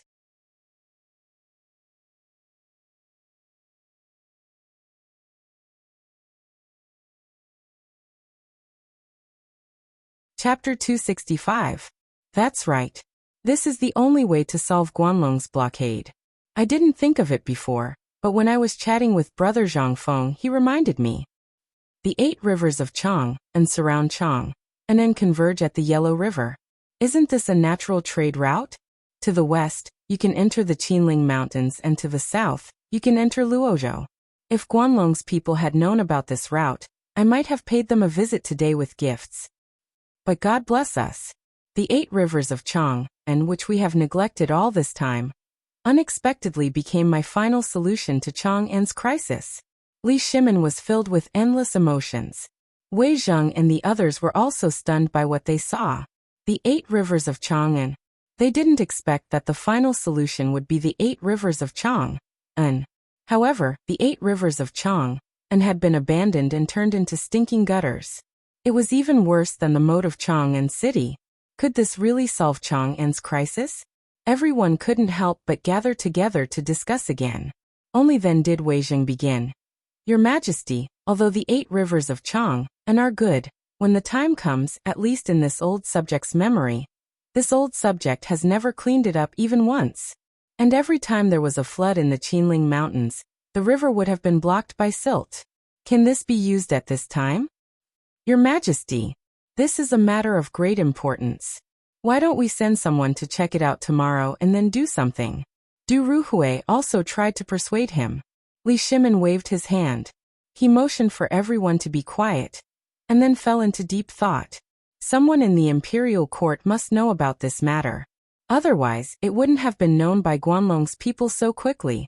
But who was Guanlong's person? Li Shimin didn't know. After all, there were too many people in the imperial court. There were so many that Li Shimin himself felt a headache. Although this matter was targeted by Guanlong, it was better to say that those in the imperial court were targeting him. Li Shimin's fingers dug deeply into his palm under his embroidered robe. The deep pain made him temporarily forget his impulse to clean up the court. Li Shimin lowered his head and closed his eyes, letting everyone see the killing intent in his eyes. A moment later, Li Shimin slowly opened his eyes. There's no need for tomorrow. Tonight, we will have everyone clear out the blockages in these rivers at all costs. Wei Zheng and Zhang Sunwuji looked at each other, their eyes filled with shock. 8 rivers, 1 night? How many people were needed? However, they also heard the implied meaning in Li Shimin's words. There were all kinds of demons and ghosts in the imperial court, and there were also many people with different surnames and 7 looks. The emperor wanted to avoid these people's eyes and ears, and then deal with this matter before he was impeached by these people tomorrow morning. But one could imagine the difficulty of this matter. Emperor. At this moment, Cheng Yaojin was excited. He hurriedly said, Your Majesty, you forgot someone. Hearing this, Li Shimin hurriedly asked, Who? The Navy Commander Zhang Liang. If his navy joins in tonight's action, then this matter is absolutely foolproof. Night action is difficult. Although there is a bright moon at night, if a landlubber who is not familiar with water goes down, it will definitely be a gift to the Water Dragon King. So I'm sure that the Navy will be better at this than anyone else. Hearing this, Li Shimin stood up excitedly and patted Cheng Yaojin on the shoulder. Yes. How could I forget Zhang Liang? However, at this moment Li Shimon's excited eyes dimmed again. Zhang Liang's troops are on the coast and near Luozhou. It's too far. Not far, not far. Cheng Yaojin's face flushed with excitement. He pushed Zhang Sun Wuji away and took Li Shimon to the map on the wall. He pointed to the 8 waterways and said, "Your Majesty, you don't know. Although Zhang Liang doesn't have a large army, I went to his house last time when I went to drink with him. Good guys, the yard is full of veterans. They are all good swimmers. These are all his loyal followers. After they retired, they had no place to go, so Zhang Liang kept them in his house. Fortunately, there are 3,000 mu of land. They are the ones who take care of it. But I always feel that it's a pity for these ducks to go ashore. I didn't expect to meet them tonight." Hearing this, Li Shimon couldn't help frowning slightly. In Zhang Liang's house, there were 3,000 retired veterans. What did Zhang Liang want to do? However, at this moment, Li Shimon couldn't help but smile.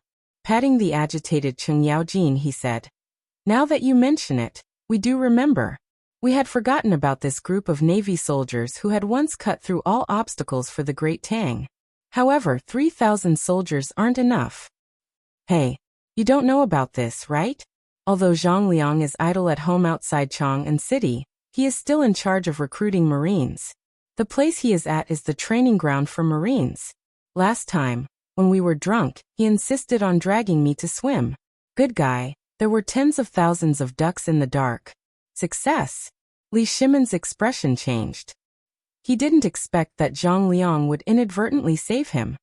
"Pass down the decree. Let Zhang Liang bring all his men to the 8 rivers to clean up the waterways. If the cleanup is completed before dawn, I will personally set up the Chang and Navy residence and let this group of veterans manage the 8 rivers. Wei Zheng, we command you to personally announce the decree. You must announce it in front of all the Navy soldiers."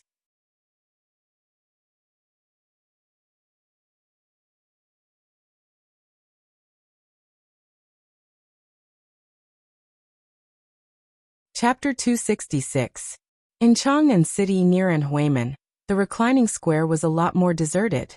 It was basically a place for retired veterans to enjoy their old age. The premise was that they had to have their own house in Chang'an City. If they didn't have a house, they would be arranged to stay in Reclining Square. Hence, the name Reclining Square came about. In the past, it wasn't called Reclining Square. It was called Performing Arts Square.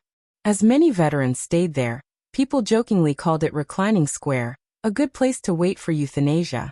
To the west of Xia Reclining Square, near the Qingming Canal, was the mansion of Navy Admiral Zhang Liang. To the side of the mansion was the Qingming Canal. On the shore, there were magnificent buildings.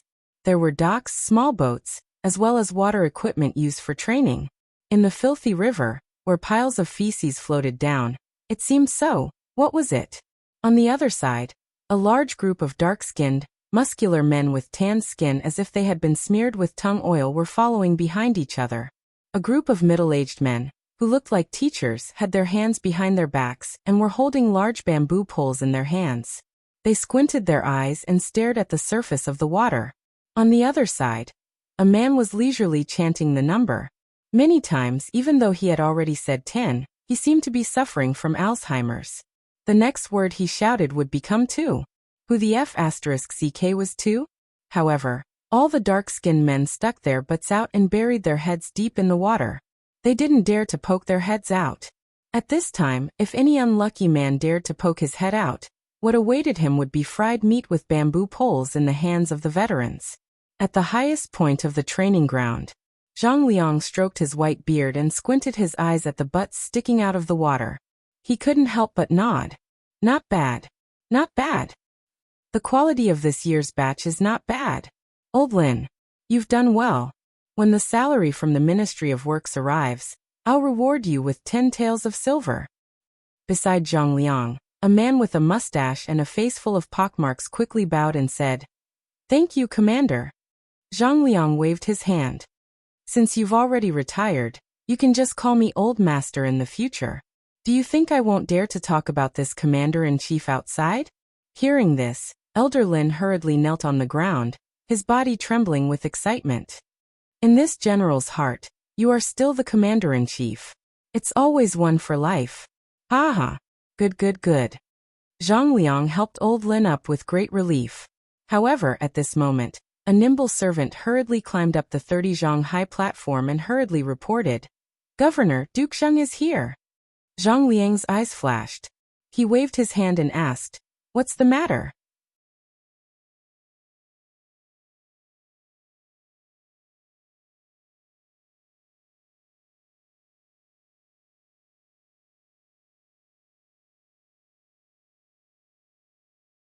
Chapter 267. Wei Zheng sighed after announcing the imperial edict. Someone summon the imperial physician. Quick.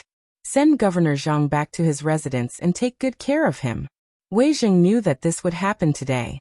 If it weren't for this incident and the emperor's desire to clean up the 8 rivers, Zhang Liang's actions would have led to his demise.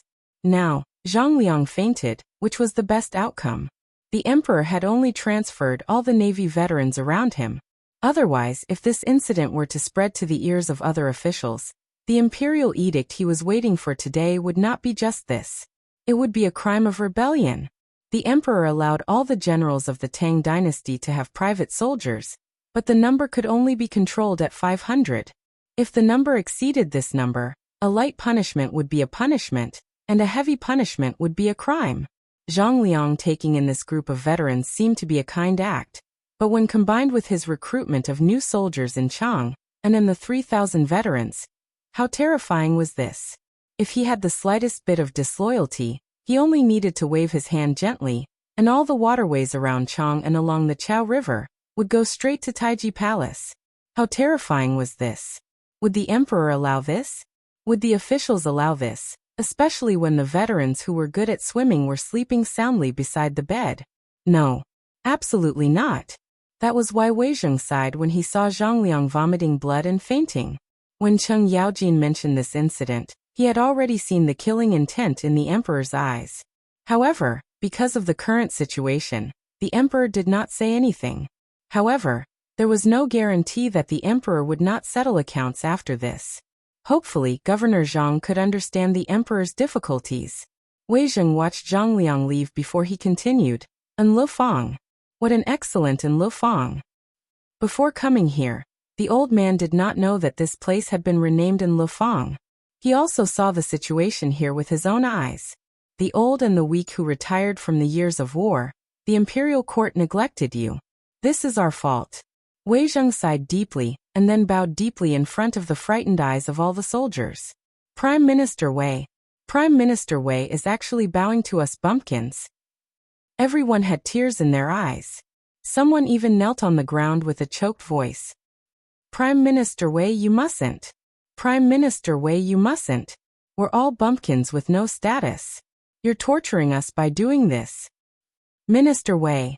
Wei Zheng waved his hand. He gestured for everyone to rise. However, everyone still refused to get up no matter what. Wei Zheng could only sigh and say, "This bow is this official returning justice to all of you on behalf of the people of the world. This is your honor. This is the glory you've earned as soldiers. If you hadn't sacrificed your lives to protect the Tang dynasty, and shed your blood for the founding of the Tang dynasty, how could the Tang dynasty flourish now? This official only wants to say one thing: His Majesty has not forgotten you. The people of the world have not forgotten you." Wei Zheng's voice was choking. As for the soldiers present, they all started to cry. Once upon a time, they had dreamed that one day, they would be recognized. But after the war ended, when they returned to their homes, they discovered that there was nothing left. Their relatives, neighbors, playmates that they had grown up with, and so on, were all gone. They had knelt in their homeland and cried bitterly. They had been lost and did not even know where to go. However, at that moment, the commander-in-chief had given them a home that could not be considered a home. It had been a few years, but the former emperor had not promised them a reward in Chang'an city. They had given up because they also knew that the Tang dynasty had just been established and needed an opportunity to develop. They had waited for a few years. Today the emperor finally remembered them. How could they not be excited? Moreover, he had even set up a navy residence in Chang'an for them. What was that? That was an honor bestowed upon them by the emperor. It was a department set up by the emperor himself, and it was dedicated solely to the emperor.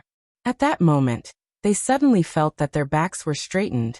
They were no longer wandering ghosts. At that moment, they finally found the right to walk freely in their neighborhood, and on Chang'an street with an identity tag hanging on their waists. They were also people with an organization and status. Everyone wept bitterly once again. Even the cries here attracted the old and weak soldiers who were waiting to die in the reclining square. After they heard this news, their originally numb eyes suddenly shone with a light of excitement once again. We found our goal.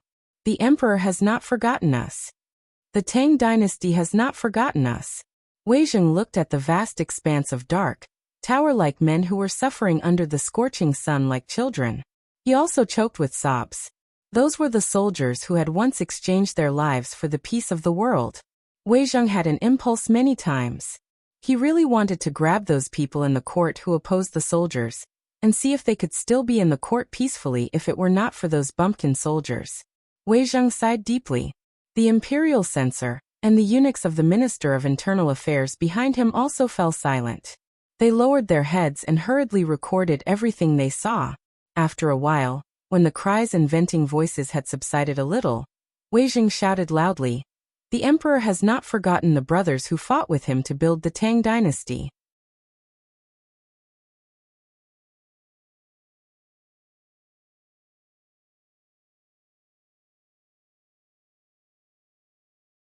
Chapter 268.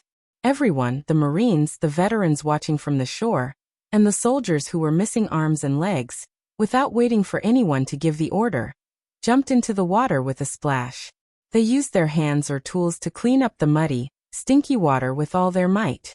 At the beginning, only tens of thousands of soldiers were doing it. But as the battle dragged on, the people of Chang'an were alarmed. After hearing Wei Zheng's words, he couldn't sit still anymore. The emperor was in danger. That was also the crisis of Chang'an city. At this time, the emperor even asked Prime Minister Wei to bow in order to lift the blockade of Chang'an city. How could their status be higher than Prime Minister Wei's? What was Prime Minister Wei? He was the emperor's official. He bowed to these bumpkins and even the slaves. In other words, Prime Minister Wei represented the emperor and bowed to all the bumpkins in the world. The men of the Tang dynasty were very simple. They were also very emotional. Although this was only said to the veterans, who were these veterans? They were all people just like them. Some of them were even missing arms and legs. They were more healthy than these people, right? If the emperor could jump into the smelly ditch where they washed their urinals, clothes, and vegetables to clean up the muddy water for them, how could they sit still? Unless his skin was thicker than the city walls. Therefore, on all the streets, groups of old men with crutches were beating gongs to spread the news. As long as they were not bedridden, they should King go to the river to clean up the muddy water for Lao Tzu. Who would not go? Fine. Get out of Chang'an. Because they did not deserve to be called Chang'an people. The people of Chang'an were all King cowards. Why did the emperor do this? Was it not to let the people live a more comfortable life? If the river was cleaned up, everything would be better, right? At the very least, they could wash the chamber pots. No, in such a clean river, who the CK dared to wash the chamber pots? Lao Tzu would be the first to tear him apart. The men of Guangzhou were so stubborn. When they said that they were going to clean up the muddy water in front of their own homes, who the CK could sit still? She was so embarrassed that she panicked. Then, from old men in their 80s to children in their 20s or 13 years old, they all carried it on their shoulders. Then, carrying the basket, he jumped into the river and joined the ranks of those who were cleaning the river. The army in charge of clearing the river started from around 5 p.m. to around sunset. The number of people involved in clearing the river had increased from the initial tens of thousands to more than 100,000. In the end, even if no one reminded them, the merchants could no longer sit still. How embarrassing! The commoners had all gone to clean up the river. Even if they shouted themselves hoarse, no one came to look at their goods. They were even met with disdainful looks from the commoners. Could they sit still? They had poured more feces and urine into the river than the commoners, right? He was cleaning up after them. Aren't they ashamed? Even the ancestors of the family couldn't sit still. So this broom ran out and pointed at their noses, scolding them until their parents panicked. As a matter of fact, all the merchants were urging their servants to jump into the smelly ditch to dig out the feces themselves. In the setting sun, Li Shimin stood in the attic of the third floor of the sleeping palace. He looked at the rivers in the setting sun that were originally dazzling like silver ribbons. At this time, they had become pitch black. The veins on the back of his hand that was holding the railing were exposed. Guanin's servant, do you think these 8 rivers can really solve this crisis? Li Shimin muttered to Zhang Sun Wugo, who was also looking into the distance behind him. Zhang Sun Wugo pursed her lips and grabbed Li Shimin's hand. She said softly, "Second brother, actually you already have the answer in your heart, right?" The answer? Li Shimin lowered his gaze and looked silently at that slender hand. At this time there was still a thimble on her hand. Suddenly, Li Shimin remembered that the shoes he had been wearing this year, as well as the shoes worn by the crown prince and the other princes, were all made by his empress. The palace was not so poor that they could not even afford to wear shoes. However, in order to save money, Empress Zhongsun still insisted on sewing and making shoes by herself. Li Shimin suddenly felt very tired.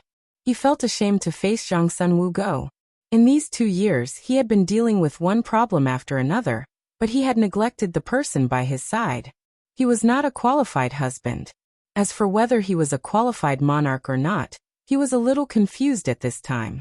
Since the Wei River alliance half a year ago, he had been dispirited. He was at a loss when the court was full of impeachment. It was not until the appearance of Zhang Feng that he found a glimmer of light to revive the Tang dynasty. But, when he was in a hurry to prepare for a big fight, he turned his head and found that there was still a sharp blade hanging over his head. 5 surnames and 7 hopes. This fierce tiger that made him afraid finally showed its ferocious teeth this time. He was very afraid. He was very afraid that everything he had done would be turned into ashes with a wave of the 5 surnames and 7 hopes. Alas! Li Shimin sighed deeply. Rubbing Zhongsun Wugo's hand, he looked at the red sunset and murmured, "How could I not want to have the answer in my heart?"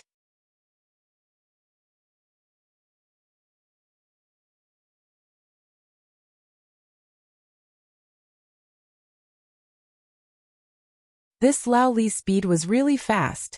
How long had it been? 6 hours? Or 4 hours? How could he encourage so many people to take the initiative to wash the river? Zhang Feng did not believe in heresy. He paced around the crowd and quietly followed them to the Dragon Head West Canal, which was near the Department of Justice near the Spring Bright Gate.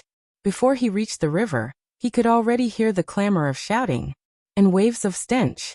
The river channel was clogged all year round. If it was not cleaned up for a long time, then it would be fine. It was only when one walked in that the stench would come. But if someone were to wash it here, then the stench would definitely reach the sky. Zhang Feng pinched his nose and stuck his head out from a small alley behind a tailor shop. His eyes widened. What the hell? Good guy. He saw that in the river channel, everyone was bare-chested, sticking their butts out as they dug the mud. A group of old Navy soldiers were like loaches, diving into the water. As long as they found something hard, they would immediately stick the willow branches in their hands there. In an instant, dozens of people would rush up, as if they wanted to empty the bottom of the river.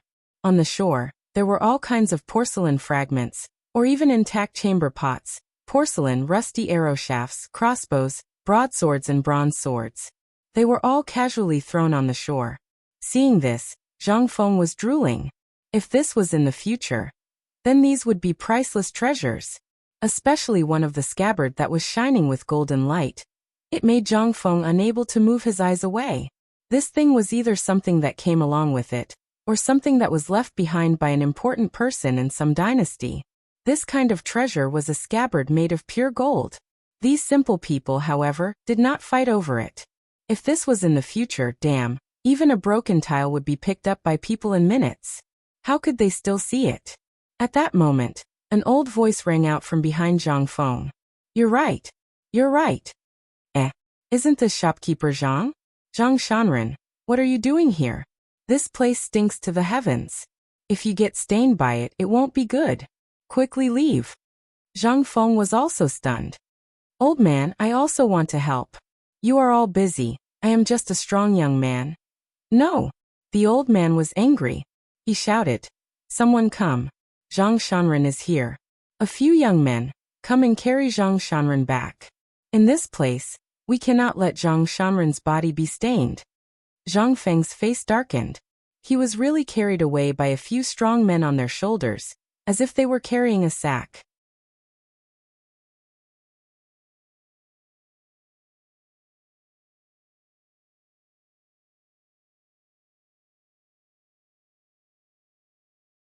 A murderous intent flashed in Li Shimon's eyes as he asked, Minister of Taichung Temple, what are you waiting for?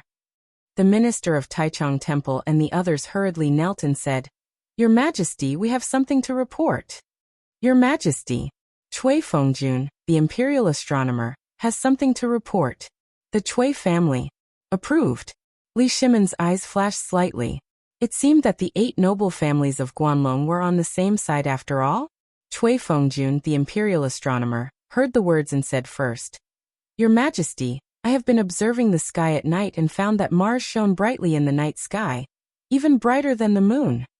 There must be a demon bewitching people. What? Mars guarding the heart? Heavens! Could it be that the disaster in Chang'an was caused by this calamity? Hearing this, all the officials whispered in horror. Li Shimon smiled coldly. He looked at Cui Fengjun with interest and asked, Then tell me, what kind of demon is bewitching me? This, Cui Fengjun hesitated. However, he continued, Your Majesty, I'm sure you know that once the Antares Heart Guardian is activated, there will definitely be a great calamity. The imperial astronomer has been calculating for the past few days, but alas, a calamity still appeared in Chang'an. So you are saying that it is my fault? How did the disaster in Chang'an happen? Are the people saying that they are fools who do not know who did it? You, the imperial astronomer, are saying that this is Mars guarding the heart? Then I would like to ask you, is this man's fault or is it the fault of the heavens? Li Shimon was furious. He could no longer hide his murderous intent. Cui Fengjun trembled. The members of the imperial astronomer behind him, the members of the 5 noble families and the Guanlong group, all fell to their knees. Your Majesty, this man is Prime Minister Wei. We have seen it with our own eyes at the imperial astronomer. All the divination points to one person, and that is Prime Minister Wei. If not for Prime Minister Wei cursing Your Majesty in court, he would have entered the imperial harem many times. This is something that has been strictly forbidden in every dynasty, but Prime Minister Wei and his people turned a blind eye to it and still swaggered into the imperial harem. We do not know why Prime Minister Wei would go to the imperial harem so casually, but this matter must have triggered Mars guarding the heart and caused the disaster in Chang'an, and, moreover, this incident in Chang'an started from a rumor. How could the people on the trade route so easily shut down the trade route? This is obviously because everyone has seen Mars guarding the heart and is afraid of Chang'an. That is why they are avoiding it. At this time, only by killing Prime Minister Wei, who has caused chaos in the imperial harem, can the world be at peace. Are you asking me to cut off my own limbs? Very good. Very good.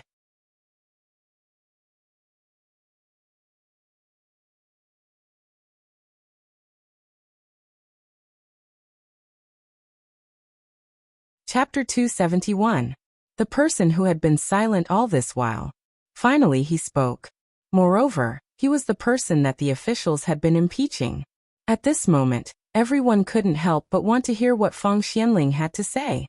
Originally, the Ministry of Works was a department controlled by people with different surnames.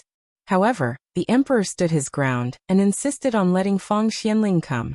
Wasn't this cutting off other people's source of income? How could this be? Among the hundreds of officials, at least 70 of them were kneeling. They were sure that the emperor wouldn't dare to touch them. After all, they were backed by 2 powerful figures. Li Shimon wouldn't dare. But at this moment, Feng Xianling came out. Everyone couldn't help but look up and look at Feng Xianling, and the others with a playful expression. They wanted to see what Feng Xianling had to say. Feng Xianling bowed first and then said loudly, As for the matters that you have mentioned, I have a different opinion. Let's hear it. Li Shimin waved his hand and put down the butcher's knife in his heart. I think that the reform at this time is also a disguised form of benefiting the people. Although the trade routes outside are blocked, it allows all merchants to unleash their potential under such circumstances. I have seen those merchants in Chang'an market.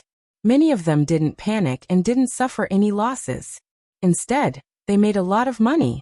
As for the new currency, I also have to report to the emperor. All the currency is transported by horse carriage. Not only is it tedious and cumbersome, but it is also easy to wear and tear. The speed of transactions is greatly reduced. Therefore, the emergence of a new currency is inevitable. I have already seen the results of this in Chang'an. Therefore, I think that both of these matters are correct. As for the sealing of the trade routes, those are just words to confuse the people. Feng Xianling stroked his white beard and stared at Taichung Temple Chief Yu Jinyan. Lord Yu, were you going to talk about these matters just now? As the chief of Taichung Temple, you don't go to the people to understand. Instead, you talk nonsense in the court. Tell me, are you trying to confuse the people with your lies? Yu Jinyan stood up, neither servile nor overbearing. He bowed and took out a booklet from his bosom. Your Majesty, this is the result of my investigation in Chang'an. No need. Li Shimin didn't even look at him. Yesterday, I received the results of the Imperial Guard's investigation in Chang'an, as well as the Crown Prince. Therefore, I will naturally distinguish who is right and who is wrong. Prime Minister Wei, they say that Antares guards the heart. Don't you have anything to say? Li Shimin was very angry. How could Wei Zheng still be able to stand at a time like this? If it weren't for Feng Xianling, Ma would have already killed him. When Wei Zheng heard this, he replied calmly, Your Majesty, this old subject doesn't know what to say. I don't understand what they're talking about. I only know that the heavens are watching. As for Mars being the guardian of the planet, this subject has nothing to say about the face of the imperial astronomer, even if it is forced upon the evil deed of sealing off the trade routes in Chang'an. You, Wei Zheng, don't be presumptuous. The imperial astronomer was established by the emperor to observe the celestial phenomena. Don't anger the heavens. If the heavens punish, no need. At this moment, Wei Zheng waved his hand lightly. Just last night, the old man and Lord Yuan Tiangang talked all night, but he didn't say anything. Do you think your knowledge has surpassed Mr. Yuan's? This Cui Fengjun was speechless, but he blinked and said, How can we compare with Mr. Yuan's talent? He must have been held hostage by you. That's why he said such things. Is that so? Li Shimin wanted to laugh. He waved his hand and said, Yuan Tiangang is here. Cui Fengjuan's face completely changed. Even the faces of all the people kneeling in the court changed at this time. They had calculated everyone and everything, but this Yuan Tiangang, with unfathomable skills and knowledge, was highly valued by the emperor. He only served the emperor on weekdays. Even if they wanted to visit him, they had no way to do so. In the words of Yuan Tiangang, they didn't deserve to visit him. But now, it was the fact that Antares was guarding the heart. What would Yuan Tiangang say? Just when everyone's mind was turning rapidly, a grayish-black man with a black and white 8 trigrams pattern on his body, holding a Buddha whisk in his hand, and a Tai Chi Yin-Yang pattern on his grayish-white hair bun, walked into the hall with a gesture. Yuan Tiangang didn't look at the people kneeling on the ground. He just gave a slight salute to the emperor. Boundless Lord of Heaven, I pay my respects to the emperor. Because I'm checking how to get rid of the filth in the palace, I ask the emperor to forgive me for my rudeness. Li Shimin's expression eased slightly. He waved his hand lightly. Get up at once. Now some people say that Antares was guarding the heart because Prime Minister Wei went in and out of the harem many times, which led to the closure of the trade route in Chang'an by evil people. What does Mr. Yuan think of this matter? Antares was guarding the heart. Yuan Tiangang was stunned. Your Majesty, I usually meditate on the roof at night. Why don't I see Antares was guarding the heart? Is there another master in the world? No. Li Shimin smiled slightly. He pointed to Cui Fengjun of the imperial astronomer and said, It was Lord Chui of the Imperial Astronomer who said that there was a demon in the palace. It was Prime Minister Wei. Hearing that, Yuan Tiangang was amused. Ha ha. Your Majesty, please forgive me. I can't help laughing. I really don't understand why the Imperial Astronomer said so. I've been observing the celestial phenomena during this time. The celestial phenomena are indeed abnormal. The Ziwei star is shining, but it is a little similar to Antares. Didn't Lord Chui see this in the ancient books of the Imperial Astronomer? Your Majesty, the Ziwei star is in the world, and the person is in the market of Chang'an. He is an extraordinary person who hasn't appeared for thousands of years. We think that he will definitely solve the crisis this time when the city is sealed. Li Shimin was shocked. Wei Zheng and others were also shocked. How the F***ck could he have foreseen this? Was Yuan Tiangang a god? The Ziwei star, wasn't that Brother Zhang Feng? This time, he really was the one who resolved the crisis. Thinking of this, Li Shimin smiled. He looked around and said, Master Yuan is right about this matter. The Ziwei star has appeared. I was almost fooled by your stupidity. Men, drag Chui Fengjun out and punish him with 30 strokes of the cane. There is one more thing that I forgot to mention. What about the city being sealed? Has Chang'an been sealed? Wait and see if the overstocked caravans in Chang'an will be sealed in the city. I will remember this account. When the crisis in Chang'an is over, I will have a good talk with you about today's misleading people. Court is dismissed.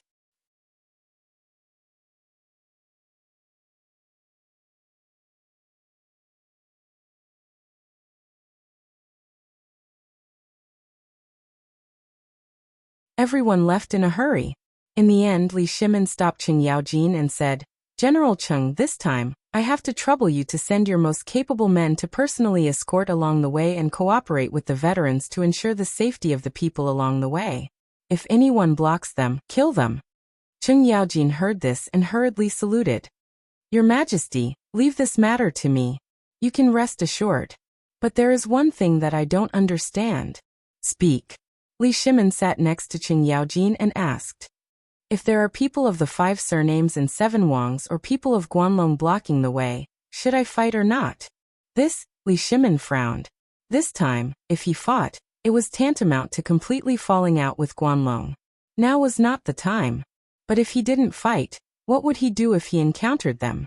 This was something that Li Shimin hadn't thought of. Although there were many dangerous rivers along the way, these were not a problem. If Cheng Yaojin could deal with them, and with the tens of thousands of navy, they would definitely be able to deal with them. However, Li Shimin was still a little hesitant about Guanlong. To fight or not to fight? This was the main problem now. Your Majesty, I have an idea, but I don't know if I should say it. At this moment, Little Gizi said hesitantly. Li Shimin's eyes lit up. The reason why Little Gizi had always been by his side was that he had followed him since he was young, so there was no need to worry about his loyalty. More importantly, he was intelligent. If it weren't for the fact that eunuchs couldn't participate in politics, Li Shimin would have promoted him to an official long ago. Now that Little Gizi had spoken, Li Shimin couldn't help but be interested. Your Majesty, I think that if we disguise General Cheng's subordinates as the guards of these merchants, wouldn't that work? Moreover, the people of the military are straightforward and rough, very similar to those servants. They are suitable for fighting in all kinds of terrains, and can form all kinds of battle formations at any time. If each merchant group is accompanied by 30 guards, we can ensure that this matter will be foolproof. Approved. Li Shimin didn't even think about it. He directly clapped his hands and made the decision. Cheng Yaojin's eyes also revealed a look of understanding. He got up and cupped his fists, saying, I will go now.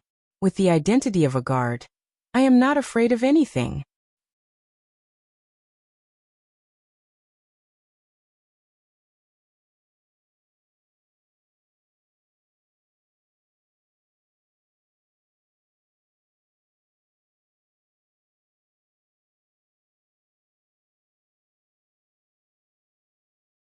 Chapter 274. In Li Shimin's palace. It was rare for Li Shimin to have a good sleep.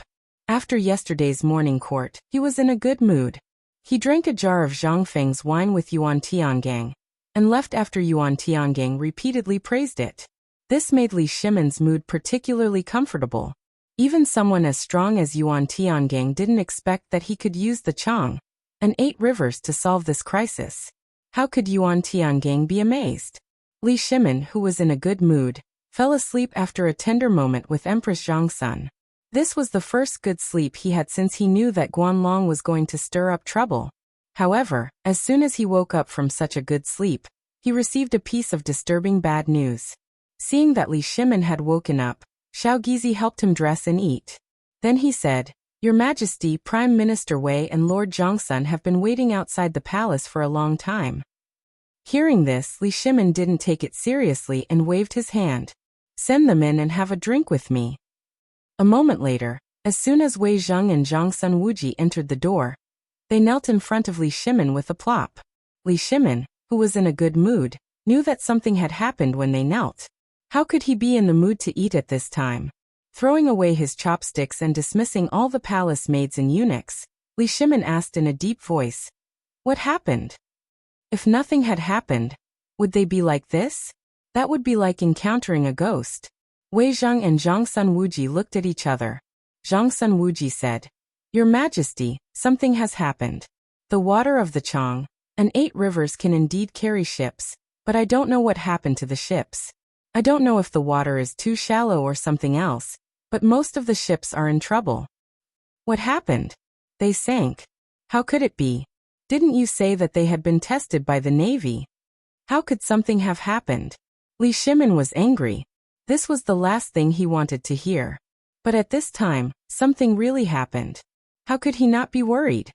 "Your Majesty, we've asked the Navy soldiers. They mentioned something about load capacity, water draft, and so on. I don't understand either, but the general idea is that the riverbed of the 8 rivers is full of stones. Large ships can't enter, and most of the small cargo ships would be pierced by the stones at the bottom of the river before they could even leave Chang'an's boundary." "What this? How is this possible? Then have the merchants' goods been saved?" "The goods are fine, but the joy they had just built was shattered once again. Some people even fainted on the spot." The two of them didn't dare to imagine what they were seeing. If His Majesty knew then, but how could Li Shimon not imagine such a scene? Although they only concealed the worst part, how could he not know how miserable it was to hear such things from their mouths?